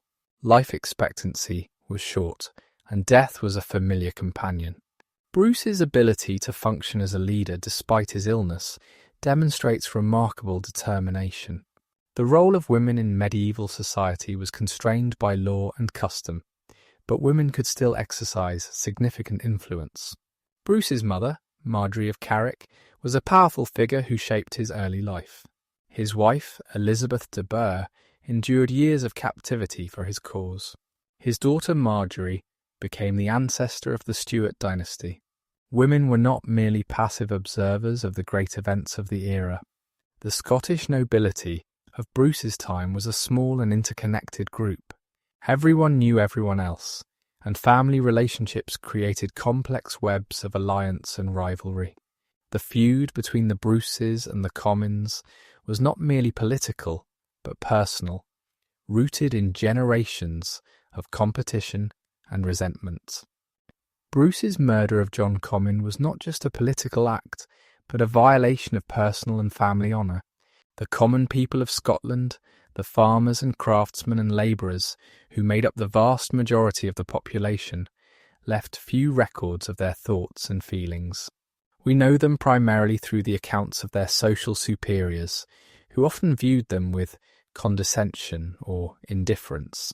But these ordinary Scots were essential to Bruce's success. They provided the soldiers who fought his battles and the labour that sustained his kingdom. Bruce's leadership style combined personal courage with strategic caution. He was willing to risk his life in single combat, as he demonstrated against Henry de Bohun at Bannockburn. But he was also patient, willing to wait years for the right opportunity, rather than rushing into premature confrontation. This combination of boldness and prudence was essential to his success. The question of Bruce's character has been debated for centuries. Was he a hero or a villain? A patriot or an opportunist? A liberator or a tyrant? The answer depends partly on perspective and partly on which aspects of his life one emphasises. He was capable of great courage and great cruelty, of noble idealism and ruthless pragmatism. He was, in short, a human being, with all the contradictions that implies. Bruce's religious faith was genuine, despite his excommunication and his murder of Comyn in a church. He founded and endowed religious institutions throughout his reign. He sought reconciliation with the church and rejoiced when his excommunication was lifted. His deathbed wish to have his heart carried to the Holy Land reflected a sincere desire for spiritual redemption. The relationship between Bruce and his followers was built on mutual loyalty and shared hardship. The men who followed him through the dark years of 1306 and 1307 risked everything for his cause. He rewarded their loyalty generously when he was able, creating a new nobility bound to him by ties of gratitude and self-interest. This personal bond was the foundation of his power. Bruce's enemies were not simply villains in a morality play. Edward I was a formidable king who genuinely believed in his right to rule Scotland. The Commons and their allies had legitimate grievances against Bruce, who had murdered their kinsman. The Scots who supported England were not all traitors. Some genuinely believed that submission was the best course for their country. History is rarely a simple contest between good and evil. The legacy of Bruce continues to evolve as new generations discover his story and interpret it in light of their own concerns. He has been claimed by nationalists and unionists, by conservatives and radicals, by romantics and realists. Each interpretation reveals something about the interpreters as well as about Bruce himself. The great king has become a mirror in which Scots see reflections of their own hopes and fears. The physical landscape of Scotland still bears witness to Bruce's era. The battlefields where he fought, the castles he captured, the abbeys where he worshipped, all remain as tangible connections to the past. Visitors can walk the ground at Bannockburn, stand in the ruins of Dunfermline Abbey, or gaze at the mountains where Bruce hid as a fugitive. These places bring history to life in ways that books alone cannot. The story of Robert the Bruce is ultimately a story about the human capacity for transformation and perseverance. A man who seemed destined for comfortable obscurity became the saviour of his nation. A man who submitted to foreign rule became the champion of independence. A man who committed murder in a church became a king honoured by the Pope. Bruce's life demonstrates that people can change, that circumstances can be overcome, that the future is not predetermined. Scotland today is a very different place from the Scotland of Robert the Bruce. It is part of the United Kingdom, though with its own parliament and a degree of self-government. It is a modern, democratic society, far removed from the feudal world of the 14th century. But the memory of Bruce and the wars of independence remains a living part of Scottish identity, a reminder of what the nation has been and what it might become. The 700 years since Bannockburn have seen enormous changes in Scotland and the world. Empires have risen and fallen. Technologies have transformed how people live and work. Ideas about government, society, and human rights have evolved beyond anything Bruce could have imagined. Yet his story still resonates, still inspires, still provokes thought and debate. Robert the Bruce was not a perfect man or a perfect king. He made mistakes, committed crimes, and caused suffering. But he also achieved something remarkable. He took a defeated, occupied nation and led it to freedom. He united a divided people against a common enemy. He created a legacy that has endured for 7 centuries. Whatever his flaws, his place in history is secure. The story of Robert the Bruce reminds us that history is made by individuals who face choices and make decisions. Bruce did not have to become a rebel king. He could have remained a comfortable English vassal, enjoying his estates and avoiding danger. He chose a different path, a harder path, a path that led through suffering and struggle to ultimate triumph. That choice made all the difference. As we conclude this journey through the life and times of Robert the Bruce, we are left with a sense of wonder at what one determined person can accomplish. Against all odds, against the mightiest power of his age, against enemies both foreign and domestic, Bruce prevailed. His victory was not inevitable. It was the product of courage, skill, perseverance, and perhaps a measure of luck. It was a human achievement, accomplished by a flawed but remarkable human being. The spirit of Robert the Bruce lives on wherever people struggle for freedom and self-determination.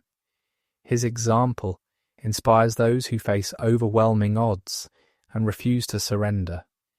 His story teaches that defeat is not final, that circumstances can change, that persistence can overcome even the greatest obstacles.